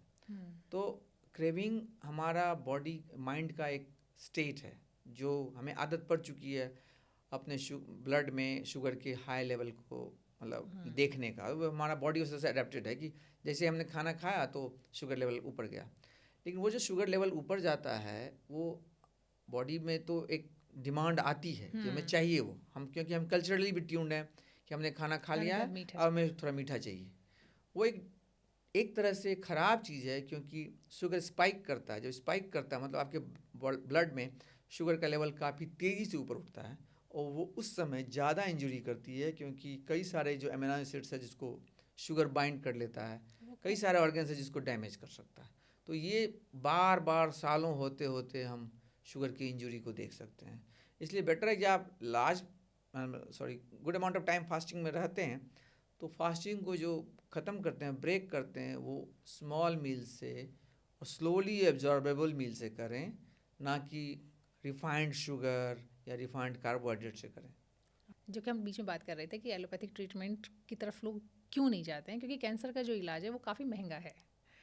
और अब मैं चाहती हूँ कि आप हमारे दर्शकों को कुछ ऐसी चीज़ें बताएं, कुछ ऐसे तरीके बताएं जिससे कि कैंसर का इलाज अफोर्डेबल हो सके। बहुत महत्वपूर्ण बात है ये। इससे मुझे एक चीज़ आभास होता है कि इसमें हमारे पॉलिटिकल सिस्टम का भी बहुत बड़ा रोल है, जो हमारा प्रशासन है, जो सरकार है, क्योंकि शुरू हम कोर्स हम लोग 1947 में आज़ाद हुए और तब से पहली समस्या थी सरकार की सबको भोजन देना, फिर बेसिक हेल्थ केयर देना। तो प्राइमरी हेल्थ केयर आया, प्राइमरी हेल्थ केयर स्टैब्लिश हुआ, फेल हुआ, फिर डिफरेंट मॉडिफिकेशन हुए, आपके गांव-गांव में पीएचसी खुले, शहरों में भी खुले, बट ये सब बेसिक हेल्थ केयर के लिए था। अब जैसे जैसे तो वो वक्त वो था जब आप कैंसर को डायग्नोज ही नहीं कर पाते थे, पता ही नहीं चलता था। जैसे आज भी हम पूछेंगे बहुत सारे पेशेंट्स की आपकी फैमिली हिस्ट्री है, किसी को कैंसर हुआ, हाँ 1960 में किसी की डेथ हुई थी, पता नहीं किस बीमारी से हुई थी, तो पता ही नहीं था, हमें डायग्नोसिस ही नहीं हो पा रही थी। जैसे जैसे वक्त बीता हमारा इलाज इम्प्रूवमेंट हुआ, उसमें मेनली प्राइवेट सेक्टर का बहुत बड़ा रोल रहा, क्योंकि सरकार ने प्राइवेट सेक्टर को इस्टेब्लिश होने दिया। बट प्राइवेट सेक्टर अभी भी इंडिया में बिजनेस के लिए और कोर बिजनेस के लिए, मतलब उसे चाहिए कि मैं अगर इतना इन्वेस्ट कर रहा हूँ तो मुझे इतने साल में इतना % के रेट से प्रॉफिट होनी चाहिए।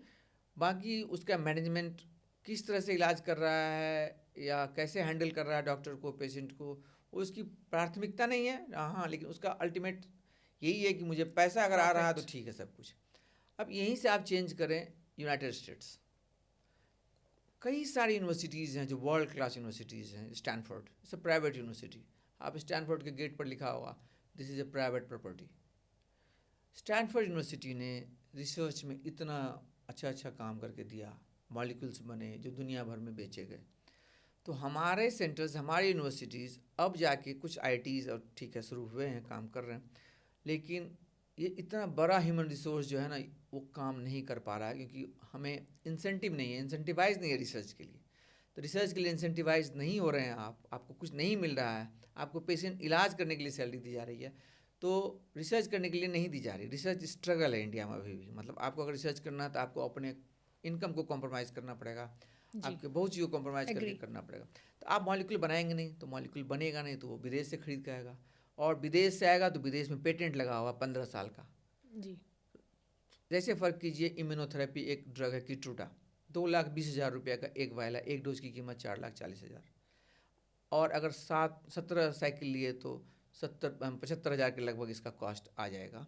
तो आप 72 से 75,000 रुपया विदेश को दे देते हैं एक पेशेंट के लिए एक साल में, लाख रुपया, 75 लाख रुपया, तो एक बड़ा अमाउंट है। और अगर यही ड्रग हमारे इंडिया में बनता, डेवलप होता, अगर हमारा रिसोर्स, हमारा लेवल ऐसा होता, तो हमारा एक कॉस्ट हो सकता है कुछ। अब ये इसी को पेटेंट ख़त्म होने दें, देखें यही कॉस्ट घट के जब इंडिया में जेनरिक्स बन जाएगी, ये 2,000 में मिलेगी, तो हम बहुत बड़ा चीज़ दे पाते हैं। तो हमें, हमारे लिए समस्या है कि हमारे पास मॉलिक्यूल अपना है नहीं, सब या तो पेटेंट के बाहर है तब हम कॉपी कर रहे हैं, और वो अब पुरानी मेडिसिन हो चुकी। क्यों पुरानी हो चुकी? इसका मतलब ये नहीं कि वो काम नहीं कर रहा है, क्योंकि उससे अच्छा रिजल्ट देने वाला मॉलिक्यूल आ गया। तो आपको हर समय जो लेटेस्ट मॉडल है, लेटेस्ट ट्रीटमेंट है, वो चाहिए, क्योंकि वही बेस्ट रिजल्ट दे रहा है। कई बार उसमें कमी है, ऐसा नहीं कि हर बार लेटेस्ट जो होता है वो बहुत अच्छा रिजल्ट दे ही रहा होता, तो वहाँ भी नहीं फंसना चाहिए। बट जो कैंसर का इलाज है उसका महंगा होने का मुख्य कारण यही है कि मॉलिक्यूल हमारे कंट्री में नहीं बन रहा है। उसके अलावा जो गवर्नमेंट की स्कीम्स हैं, जैसे आयुष्मान हो या इस तरह की जो भी चीज़ें हैं, वो काफ़ी लोगों तक पहुंच रही है, इलाज सस्ता हुआ है। उसमें मैं ज़रूर जिक्र करूंगा कि जन औषधि करके जो भारत सरकार की दवाई मिल रही है, वहाँ भी एंटी कैंसर मेडिसिन कुछ मिल रहे हैं। सारे मॉलिक्यूल्स नहीं हैं, लेकिन उन्होंने बढ़ाया है अपना प्रोडक्शन। तो जन औषधि की मेडिसिन को भी नज़रअंदाज ना करें, क्योंकि उसका कॉस्ट आई थिंक 1/10 1/20 ऐसा आता है, मैंने 100 की जगह वो 5-10 रुपये में मिल रहा है। तो उसे ख़राब नहीं समझिए कि सस्ता है इसलिए वो ख़राब है, और उसको आप ज़रूर लगाइए अगर आप पास रीच है, वो मिल पा रही है। ऑफकोर्स कॉर्पोरेट हॉस्पिटल प्रॉफिट के लिए बैठी हुई है, तो कॉर्पोरेट हॉस्पिटल जन औषधि की दवाई नहीं लगाना चाहेगी, ये बहुत महत्वपूर्ण है। आप कॉस्ट और कैसे रिड्यूस कर सकते हैं? नहीं, यहाँ पर एक सवाल मेरे मन में है। आपने आयुष्मान का जिक्र किया, तो आयुष्मान के बारे में आप थोड़ा सा बताइए, क्योंकि ये कहाँ पर किस लेवल तक इस्तेमाल हो सकती है कैंसर में, इसका कितना इस्तेमाल किया जाता है? क्योंकि कुछ कुछ चीज़ें हम लोग कभी कभी देखते हैं सोशल मीडिया पे, जहाँ लोग कह रहे हैं, बता रहे हैं अपनी प्लाइट, अपनी तकलीफ शेयर कर रहे हैं कि हमने दिया और हमारा कार्ड इस्तेमाल नहीं हुआ। प्राइवेट तो प्राइवेट, सरकारी में भी नहीं हुआ, कुछ कुछ इस तरह की चीज़ें भी बीच में आई। अब उनका ऑथेंटिसिटी तो मुझे भी नहीं पता है क्योंकि वो कितना सही था कितना, क्योंकि मैंने तो सिर्फ देखा उसको।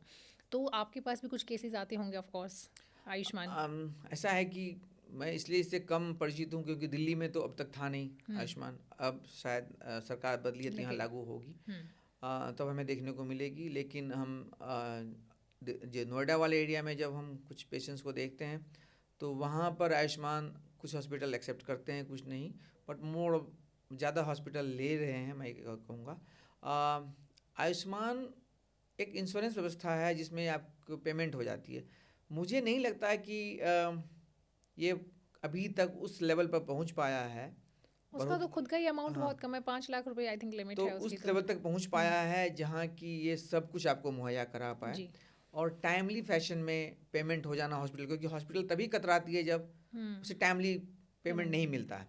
अगर वो भी अमाउंट जो सरकार ने तय किए हैं, क्योंकि वो CGHS के अराउंड रेट है, तो CGHS के पेशेंट्स को जब प्राइवेट हॉस्पिटल देख रही है तो मुझे नहीं लगता कि आयुष्मान को नहीं देखना चाहेगी, बशर्ते कि पेमेंट का जो सिस्टम है वो फ्लॉलेस हो, स्मूथ हो, जेन्युइन काम पे तुरंत पेमेंट हो, टाइमली हो। हॉस्पिटल को ये ना लगे कि मेरा पैसा फंसा हुआ सरकार के पास वो दे नहीं रही है। जी। और इस तरफ से जो क्राइटेरियाज हों थोड़ा उसको रेस्ट्रिक्शंस हो, उस पर ओवरसाइट हो, लेकिन साथ में उसको ऑब्स्ट्रक्टिव पॉलिसी नहीं बने। मतलब ऐसा हो कि हाँ लोग उसको आराम से यूज़ कर सके। जी। मुझे लगता है कि तो बेहतर यूज़ हो पाएगा। जी, एक चीज़ तो आपने बताई कि EWS या फिर आयुष्मान, तो इसको हम मानते हैं कि रिलेटिवली थोड़ा सा लोअर स्ट्रेटा या लोअर इनकम वाले लोग जो हैं, उनकी हम बात कर रहे हैं। अब मैं एक आम मिडिल क्लास टाइप बंदे की बात कर रही हूँ जो कि मीडियोकर लाइफ है, तो वो भी क्योंकि कैंसर का ट्रीटमेंट, अच्छा ये बताइए कि कैंसर का एक एवरेज ट्रीटमेंट, बिल्कुल एवरेज की मैं बात कर रही हूँ, आई नो कि इट्स वेरी वीक, लेकिन फिर भी आप मुझे अगर एक रफ आइडिया दे पाएँ कि इतने तक पैसा आपका लग जाता है एक बार ट्रीटमेंट होता है तो। मोटा मोटी एक सिंपलेस्ट केस अगर मैं बोलूँगा, दो ले लीजिए example, head neck cancer and breast cancer.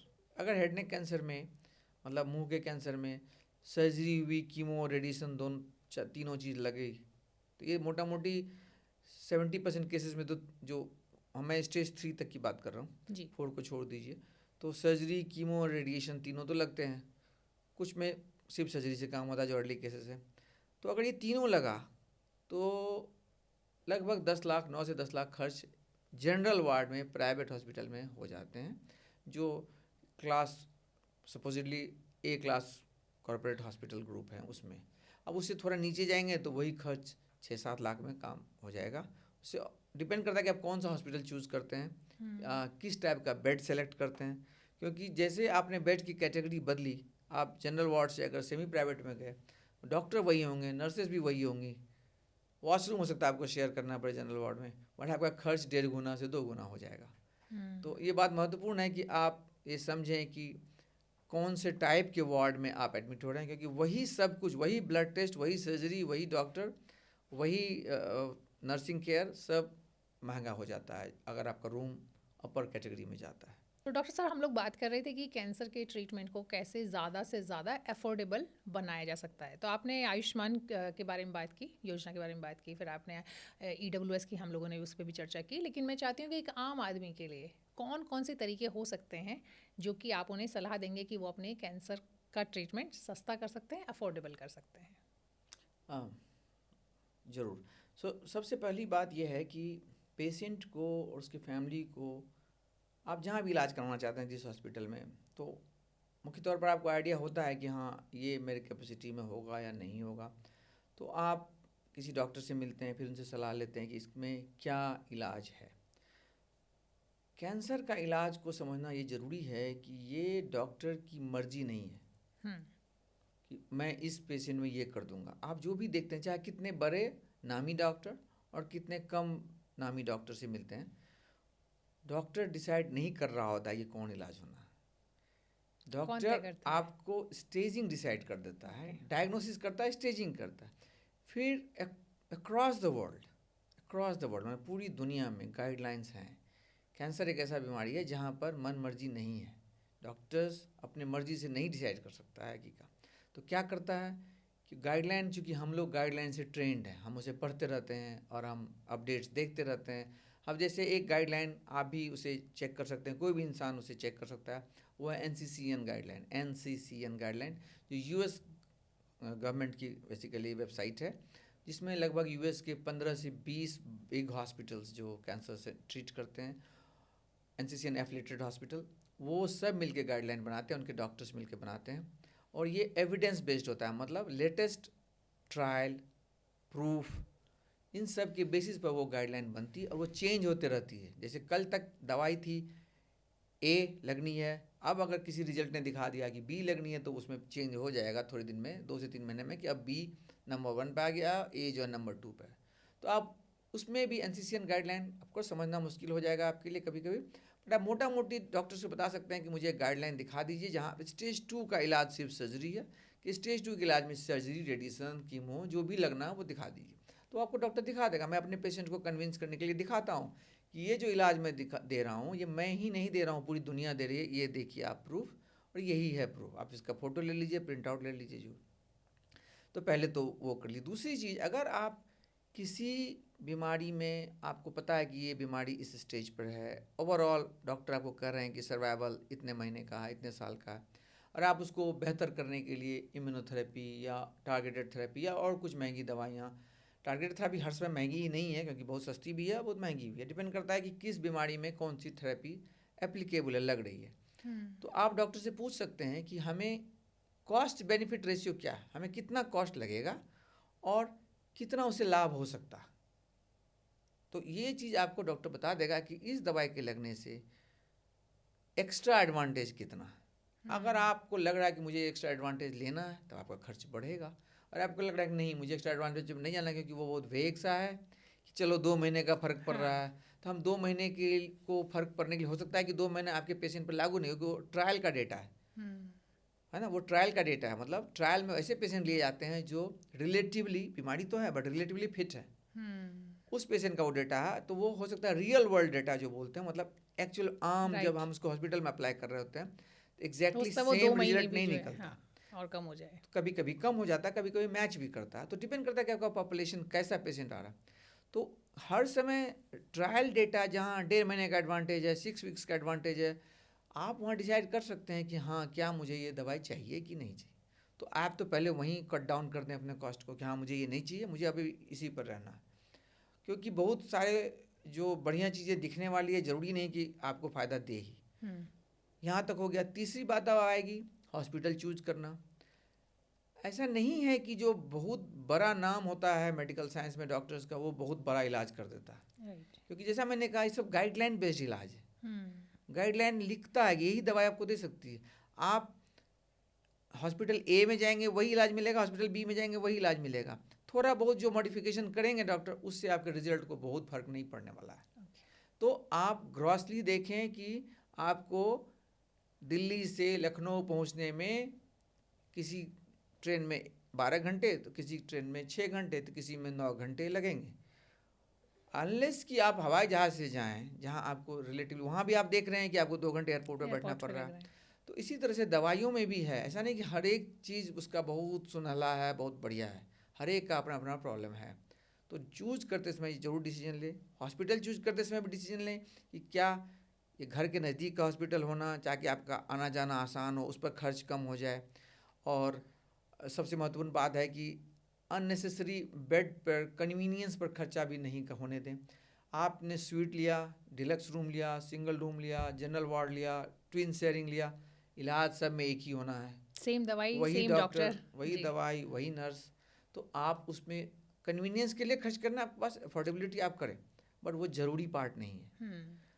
ICU stay एक बहुत इंपॉर्टेंट चीज़ आती है। होता क्या है कि private hospital, corporate hospitals sickness को उतना हैंडल नहीं करना चाहता है वार्ड में, क्योंकि उसमें मैन पावर लगता है, नर्सिंग चाहिए, सब कुछ चाहिए। फिर पेशेंट का भी एक्सपेक्टेशन काफ़ी ज़्यादा रहता है। कहने का मतलब है कि अगर हम प्राइवेट हॉस्पिटल आए हैं, खर्च कर रहे हैं, तो हमें तो 100% रिजल्ट ही चाहिए। अब ये चीज़ तो संभव नहीं होता है, क्योंकि अल्टीमेटली हम इंसान हैं, हम प्राइवेट में भर्ती हों, सरकारी में हों, बीमारी अगर है तो वो तो परेशानी देगी। तो ये नहीं है कि आप बिल्कुल एक्सेप्ट ही नहीं करें कि हम हर चीज़ में गलतियां खोजने से काम नहीं होगा कि किसकी गलती है, नर्स की गलती है, डॉक्टर की गलती है, उससे काम नहीं होगा। हमें चाहिए कि हम इस चीज़ को समझें कि एक सिचुएशन है जो ह्यूमन बेस्ड रिजल्ट है, मतलब हमें कहीं ना कहीं इंसान लगा हुआ है, मशीन नहीं कर रहा है काम, इंसान लगा हुआ है, और इंसान की जो समझ है वो हर समय 100% पर नहीं रहेगी, चाहे किसी भी हॉस्पिटल में, और दुनिया ये के भी किसी कह हॉस्पिटल सकते हैं में। कि अपनी तरफ से तो सब लोग बेस्ट ट्राई ही करते हैं, अपने लेकिन कई बार बॉडी भी आपकी अलग तरह से रिएक्ट बिल्कुल करती है, कई बार बिल्कुल मेडिसिन वैसे हर किसी इंसान पर अलग तरह से। आपने सही शब्दों में कहा कि हाँ, डॉक्टर अपना बेस्ट कर रहा है, बॉडी में not I mean reflect the same thing, same treatment नहीं दिखा सकता, सेम रिजल्ट नहीं दे सकता। चौथी बात आती है कि आप जब दवाई चूज़ कर रहे हैं तो उसमें भी जो स्टैब्लिश्ड कीमोथेरेपी रेजिमेंट्स है उसमें भी आपको सस्ता और महंगा है जिसका रिजल्ट कंपैरेबल है। तो आप डॉक्टर को कहें कि मुझे फैंसी मेडिसिन नहीं चाहिए, मुझे सिंपल मेडिसिन चाहिए, तो आप मुझे बता दें कि जो आप ये रेजिमेन है इसमें से कॉस्ट में कितना डिफरेंस है और आउटकम में कितना डिफरेंस है। तो अगर डॉक्टर आपको कह रहा है कि हाँ आउटकम में डिफरेंस नहीं है बट इसमें थोड़ी साइड इफेक्ट ज़्यादा है, इसमें थोड़ी साइड इफेक्ट कम है, तो बिलीव मी आप उससे नहीं घबराएं। साइड इफेक्ट थोड़े बहुत कम ज़्यादा से अपने खर्च को नहीं बढ़ने दें, क्योंकि कई बार आप सोच रहे हैं, डर रहे हैं, लेकिन आपको तकलीफ नहीं दे रहा है मेडिसिन, तो ठीक है। अब एलर्जिक रिएक्शन के लिए आप सिंपल सा चीज़ जाने कि एक ड्रग है पैक्लिटैक्सेल, 25% तक पेशेंट्स में फर्स्ट इन्फ्यूजन में एलर्जी हो सकती है, मतलब थोड़ा सा शेकिंग हुआ, चिल्स हुआ, ऐसा हुआ। उसको ख़त्म करने के लिए उस मॉलिक्यूल को कोटिंग की गई, ठीक है, उस नाम से मेडिसिन आ गई बाज़ार में, जिसकी कीमत लगभग डबल या ट्रिपल है। अब अगर आप उस छोटी सी एलर्जी से बचना चाह रहे हैं तो 3 गुना खर्च दे रहे हैं। तो मुझे लगता है कि वो एलर्जी इतनी ख़राब नहीं है, जानलेवा नहीं है, फर्स्ट ड्रग रिएक्शन होता है, वो आराम से डॉक्टर हैंडल करते हैं। बट डॉक्टर को ये चिंता होती है कि आप पैनिक करेंगे, तो वो भी नहीं चाहेगा ना कि वो जब पेशेंट को दे के गया, कीमोथेरेपी चल रही है, हर समय डॉक्टर तो एक पेशेंट के पास खड़ा नहीं रहेगा, तो उसको रिएक्शन हुआ तो आप परेशान हो जाएंगे, डॉक्टर क्या हो रहा है, देखो जल्दी देखो। बट पॉइंट ये है कि वो तो दिन रात वही हैंडल कर रहे हैं, तो आप उन पर भरोसा रखें। अगर ऐसा कुछ लाइफ थ्रेटनिंग चीज़ होगा तो आप समझ ले वो खुद खड़ा होगा वहाँ, तो लाइफ थ्रेटनिंग नहीं है तभी वो कुछ और काम कर रहा है आपको देखने के बाद, तो आप भी तसल्ली रखें। लो ग्रेड रिएक्शन आराम से ठीक हो जाते हैं, कोई इसमें दिक्कत नहीं होती। तो 5वीं चीज़ जो है वो ये है कि अगर आप ऐसे सेंटर में हैं जहाँ बाहर से दवाई ले जाने की इजाज़त है, या आप डिमांड करें, एप्लीकेशन दें कि मुझे बाहर से दवाई खरीदने की इजाज़त दीजिए, तो फिर एक बात आती है कि आप कहाँ से खरीदें। अब कहाँ से खरीदें, लोग आप देखेंगे हॉस्पिटल के आसपास बहुत जो ऐसे तत्व हैं समाज के जो पैसा बनाने के लिए वहाँ आपको गलत चीज़ बेच सकते हैं। अब हॉस्पिटल उसको वेरीफाई नहीं कर सकता कि ये सही सामान है कि नहीं, क्योंकि उसके पास तो लिखा हुआ है सब कुछ, तो वो सोचेगा ठीक है आपने तो लिख कर लाया, जवाबदेही आपकी है, आपने खरीद कर लाया है, बिल भी है, तो अपना हॉस्पिटल तो चला दिया। अब हॉस्पिटल ये कह सकता है कि इस ड्रग से रिएक्शन या जो भी कुछ होता है इसकी जिम्मेदारी आप ही लेंगे, क्योंकि मुझे नहीं पता, वो बात तो बनती है। तो आप ऐसा कर सकते हैं कि जो ऑथराइज डिस्ट्रीब्यूटर हैं कंपनी के, उसी दवाई का ऑथराइज डिस्ट्रीब्यूटर होता है, हर एक दवाइयों की ऑथराइज डिस्ट्रीब्यूटर दिल्ली में किसी भी शहर में होते हैं, आप डायरेक्ट उनसे लें, आपका कॉस्ट भी कम पड़ेगा और ऑथेंटिक भी रहेगा, आपको डर भी नहीं रहेगा, और मन में रखें कि हम जब ऑथराइज डिस्ट्रीब्यूटर से लिए हैं तो फिर दिक्कत क्या है। आप इधर उधर की चीज़ों पर ध्यान ना दें, बिना बिल के, बिना रसीद की दवाई नहीं खरीदें, वो बहुत महत्वपूर्ण चीज़ है। ये बहुत इंपॉर्टेंट है, क्योंकि कई बार आजकल ना लोग की टैक्स बचाने के लिए कि अच्छा बिना जीएसटी के दे देंगे आपको दवाई, तो अक्सर लोग ले लेते हैं। हाँ, ऐसा ट्रीटमेंट में ना करें, क्योंकि ये आपके लिए बहुत महत्वपूर्ण चीज़ है, और ट्रीटमेंट के साथ आप खिलवाड़ ना करें, और इसलिए आप ज़रूर बिल लें, रसीद लें, पक्का बिल लें। इम्यूनोथेरेपी में आप देखें स्कैंडल्स हुए हैं कि कॉस्टली ड्रग है, इम्यूनोथेरेपी की जगह उसी बॉटल में पानी भर के या कुछ और चीज़ दे के बेच दिया गया है, बिना बिल के लोग खरीद भी लिए हैं और कहीं कहीं जाके लगवा भी लेते हैं, क्योंकि हॉस्पिटल तो पूरा चार्ज करेगा, ऑथेंटिक सामान देगा, तो लोग उससे बचने के लिए किसी छोटे छोटे गली कूचे में जाके लगवा लिए हैं और पता चला कि ये तो दवाई थी ही नहीं। तो इनसे भी बचें। ये कई सारी बातें जहाँ आप कॉस्ट कटिंग कर सकते हैं, कोई खर्च। मैंने ये देखा है कि जैसे आपने बताया ना कि अभी आपके जो डिस्ट्रीब्यूटर हैं, मतलब जो ऑथराइज डिस्ट्रीब्यूटर हैं, इवन डॉक्टर्स खुद, आप अगर कोई पेशेंट कहता है तो आप रिकमेंड कर देते हैं कि हाँ ठीक है। अगर पूछते हैं कि हमें, जैसे मान लो मेरे हॉस्पिटल के जो ऑथराइज डिस्ट्रीब्यूटर्स हैं, अगर मुझे पेशेंट कहे है कि मैं फ्री पेशेंट हूँ या गवर्नमेंट पेशेंट हूँ जहाँ हमें बाहर से खरीदने की इजाज़त है, अगर हॉस्पिटल परमिट करता है, तो कई सारे जो डिस्ट्रीब्यूटर हैं वहाँ आप काफ़ी कम दाम में दवाई खरीद सकते हैं। एक और चीज़ आती है, आई थिंक वो आती है जेनरिक मेडिसिन ना, वो भी काफ़ी मतलब अगर मार्केट के हिसाब से देखें तो दूसरी दवाइयों से अगर हम लोग ब्रांडेड मेडिसिन से कंपेयर करें तो वो भी सस्ता। तो कैंसर की भी कुछ दवाइयाँ अवेलेबल हैं क्या जेनरिक ऐसा में? देखिए कि अब एक लाइन में ये समझिए कि भारत देश में प्रयोग में आने वाली 99.9% दवाइयाँ जेनरिक है। ओके। सब जेनरिक है, आप जो यूज़ कर रहे हो जेनरिक है। क्यों जेनरिक है ये? क्योंकि इसका इनोवेटर कोई और है। इनोवेटर कहाँ बैठा है? यूएस में, जर्मनी में, इंग्लैंड में। वो इनोवेटर मॉलिक्यूल है। वो ड्रग यहाँ भी आता है, ऐसा नहीं कि नहीं आता, बट अगर ये मेड इन इंडिया है तो कुछ जो इनोवेटर मॉलिक्यूल है उसका प्लांट इंडिया में भी बना। बहुत सारे अभी भी इंपोर्ट हो गए आ रहे हैं, मतलब 80-90% तो इंपोर्ट होकर आ रहे हैं। कुछ जो पुराने ड्रग हैं उसके प्लांट्स यहाँ भी बने हुए हैं, जिस कंपनी का ऑपरेशन दोनों कंट्री में, तो यहाँ भी बनाया है उन्होंने plant. All those are original innovator molecule. उसके अलावा जितनी इंडियन कंपनीज बना रही है उसी ड्रग को दूसरे नाम से बेच रही है, वो सब जेनरिक है। जेनरिक का मतलब ये नहीं है कि हमारी जो इंडियन कंपनी बना रही है और बढ़िया से ब्रांडिंग कर रही है, प्रचार लगी हुई है, तो वो जेनरिक नहीं है, वो जेनरिक है। बट अब वो जेनेरिक ब्रांड को प्रमोट कर रहा है, उसको अपने लोगों को घुमा रहा है कि डॉक्टर को याद कराओ या पेशेंट को दिखाओ, होर्डिंग्स लगाओ, जो भी करो, सब जितने चीज़ करना। अब सिंपल सा चीज़ ले लें, पैरासीटामोल। डोलो पहले नहीं थी, डोलो क्या, डोलो कोविड के टाइम पर ही आई सबसे ज़्यादा बाद में, पॉपुलर तो रही। ओरिजिनल मॉलिक्यूल चूंकि ये पेटेंट से बाहर है पैरासीटामोल, आप इसको जिस नाम से बेच लें बिक रही है।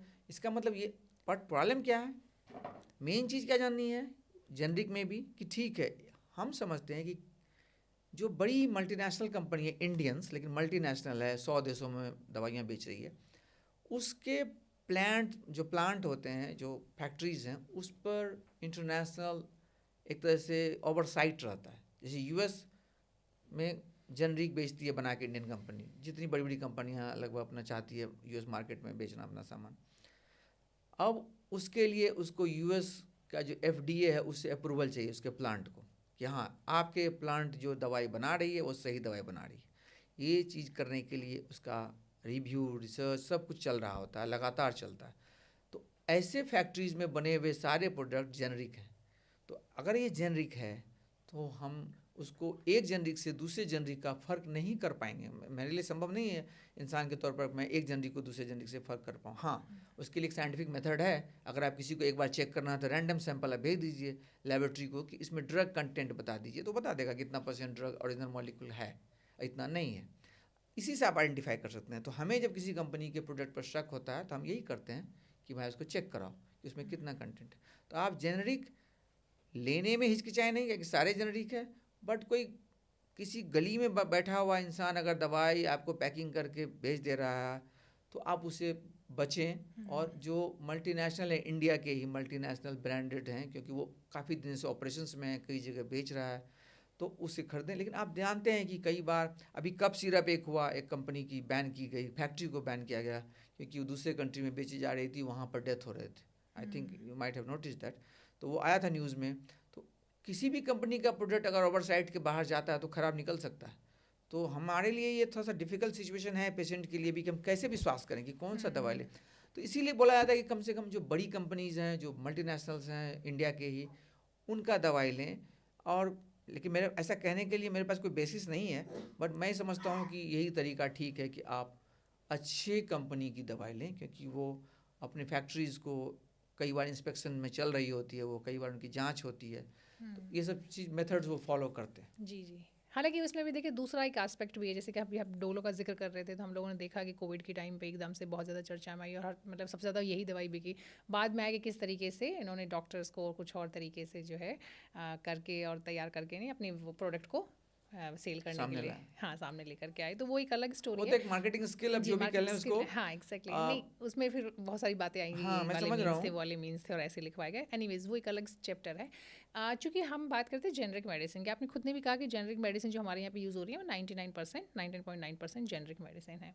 और लेकिन यहीं पे ये भी चर्चा है, जो कि आपने भी जिक्र किया कहीं ना कहीं, कि जब आप किसी अच्छी वेल रेपुटेड या बड़ी कंपनी से ख़रीदते हैं तो उनके जो पैरामीटर्स हैं वो थोड़े अलग होते हैं उसके मुकाबले।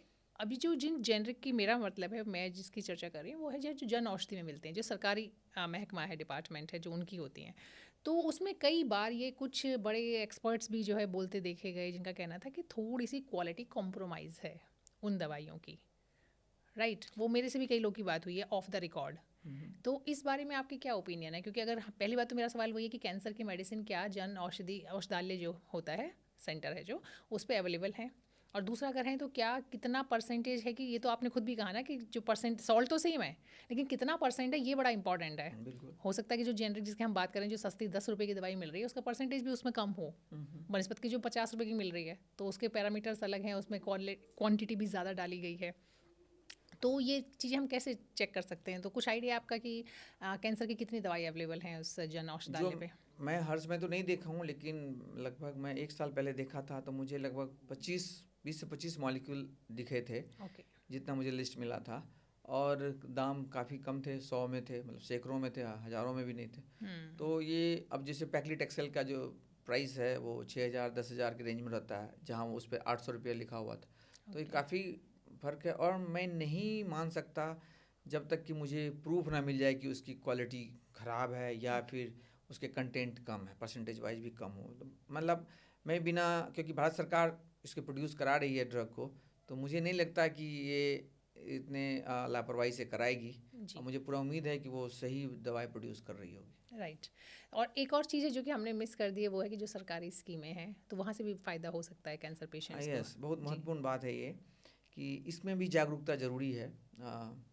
मैं देखता हूँ कि इसमें भी ना एक अंतर है, मतलब कुछ लोग काफ़ी जागरूक हैं, उनको पूरा पता है। राइट। और कुछ लोग मुख्यमंत्री राहत कोष से कई बार पैसे ले चुके हैं। आई मीन, मुझे खराब नहीं लग रहा है, अच्छी बात है, उतनी जागरूक हैं कि ले पा रहे हैं। बिल्कुल, बिल्कुल। प्रधानमंत्री राहत कोष से भी मिल जाता और है, मुख्यमंत्री कुछ राहत लोग कोष से भी एक मिल बार जाता भी है। नहीं ले पा रहे हैं, क्योंकि उन्हें पता ही नहीं है। तो कई लोग ऐसे भी आते हैं हमारे अस्पताल में, जो गरीब हैं, उनके पास आधार कार्ड नहीं है, फिर उनको बोलते हैं जाओ बनवाओ, उसमें उनका 20 दिन 15 दिन चला गया। तो इसमें भी डिले होता है। बट ओवरऑल मैं ये कहूँगा कि मैंने जितने पेशेंट्स को भारत सरकार को या राज्य सरकार को चिट्ठियाँ लिखी है हमारी तरफ से, तो उसमें क्या होता है, एक डॉक्टर आपका एस्टिमेट देता है, हॉस्पिटल और डॉक्टर मिलकर, कि आपके नेक्स्ट 6 मंथ्स या 3 मंथ्स का ये इलाज का प्रोग्राम है और इसमें इतना खर्च आने की उम्मीद है। और तो हम गुजारिश करते हैं सरकार से कि इसको मदद दीजिए। फिर आपके अगर केंद्र सरकार में को आप अप्लाई कर रहे हैं, prime minister's office south block, वहीं एप्लीकेशन काउंटर बना हुआ है, जहां आप अपना एक डॉक्टर का एस्टिमेट आपके एरिया के सांसद द्वारा उसका रिकमेंडेशन अनुमोदन किया हुआ हो कि हाँ ये गरीब है और इसे दिया जाए, और एक सिंपल सा एक आधार कार्ड का कॉपी और एक सिंपल सा फॉर्म होता है, जो बेसिक इन्फॉर्मेशन उसमें देना होता है, वो आप ही को, वो इंटरनेट पर अवेलेबल है। उसमें आप देते हैं कि आपका आधार नंबर क्या, आपका फ़ोन नंबर क्या, आपका पता क्या है। ये सब करके वहाँ जाके आपको किसी भी इंसान को कोई रिश्वत नहीं देनी है। वहाँ जाके आप काउंटर पर उसे ड्रॉप कर देते हैं। फिर लगभग 3 सप्ताह से 4 सप्ताह बाद आपको मैसेज आएगा कि आप, और एक चिट्ठी भी आएगी कि आपके लिए अमुक हॉस्पिटल को, जिस हॉस्पिटल में आप अपना इलाज करा रहे हैं, उनको इतना अमाउंट को जो है वो दे दिया गया है आपको, मतलब जो भी वर्ड आप यूज़ करें उसको संशय कर अनुमोदित कर दिया गया है। अब आप उसे इलाज शुरू करें या कंटिन्यू करें। हॉस्पिटल का काम होता है कि आपको एक कार्ड देती है हॉस्पिटल, जिस पे आपका टोटल जमा लिखा होता है। आप उस पेपर को दिखा के ही वहाँ के फार्मेसी से दवाई और बाकी चीज़ें जांच वाँच सब करवाते चलते हैं, उसमें से वो माइनस डिडक्शन होता जाता है। और बीच बीच में हॉस्पिटल का काम है कि आपके द्वारा हुए खर्च को सरकार को वो जानकारी देते रहती है कि इतना खर्च हुआ है। और अच्छी बात क्या है कि कभी कभी आपने मान लो 3 लाख रुपये आपके लिए आया और आप मान लो खर्च ही नहीं हो पाया, आपका इलाज कंप्लीशन पर था, हो सकता बाद में पैसा आया, या आपने लेट से अप्लाई किया तो उसमें पैसा बच गया, तो वो पैसा अगर लैप्स होने लगता है तो आप फिर अप्लाई कर देते हो, या सरकार की चिट्ठी जाती है कि इसका इलाज अभी चल रहा है, तो वो फिर से कंटिन्यू हो जाता है। तो मैंने देखा कि यूपी सरकार, और अगर इलाज पूरा हो गया कोई बात नहीं, वो पैसा आपका 2 साल तक आपके अकाउंट में जमा रहता है। फॉलोअप में भी, पेट सीटी स्कैन में, ब्लड टेस्ट में, दवाइयों में, जो भी आपको दवाई लगनी है उसमें यूज़ होता रहता है। तो ये अच्छी पहल है सरकार की तरफ से, इससे काफ़ी लोगों को फ़ायदा होता है। मैं देखता हूँ, मतलब मैं तो काफ़ी चिट्ठियाँ लिखता हूँ, तो मुझे दिखता है कि हाँ लोगों को फ़ायदा हो रहा है। जी। और एक आखिरी सवाल, प्राइवेट हॉस्पिटल्स की तरफ से भी ऐसा कोई फंड या कुछ होता है कभी? कोई मिनिमम भी अगर अमाउंट है, या कुछ मिनिमम पेशेंट नंबर होता है कि जिनका कि कुछ ट्रीटमेंट में मदद की जाती है? अ, मैं अपने हॉस्पिटल की तरफ से तो नहीं देखा हूँ, बट इंडियन कैंसर सोसाइटी एक ऑर्गेनाइजेशन है हम्म। जो फंडिंग करती है।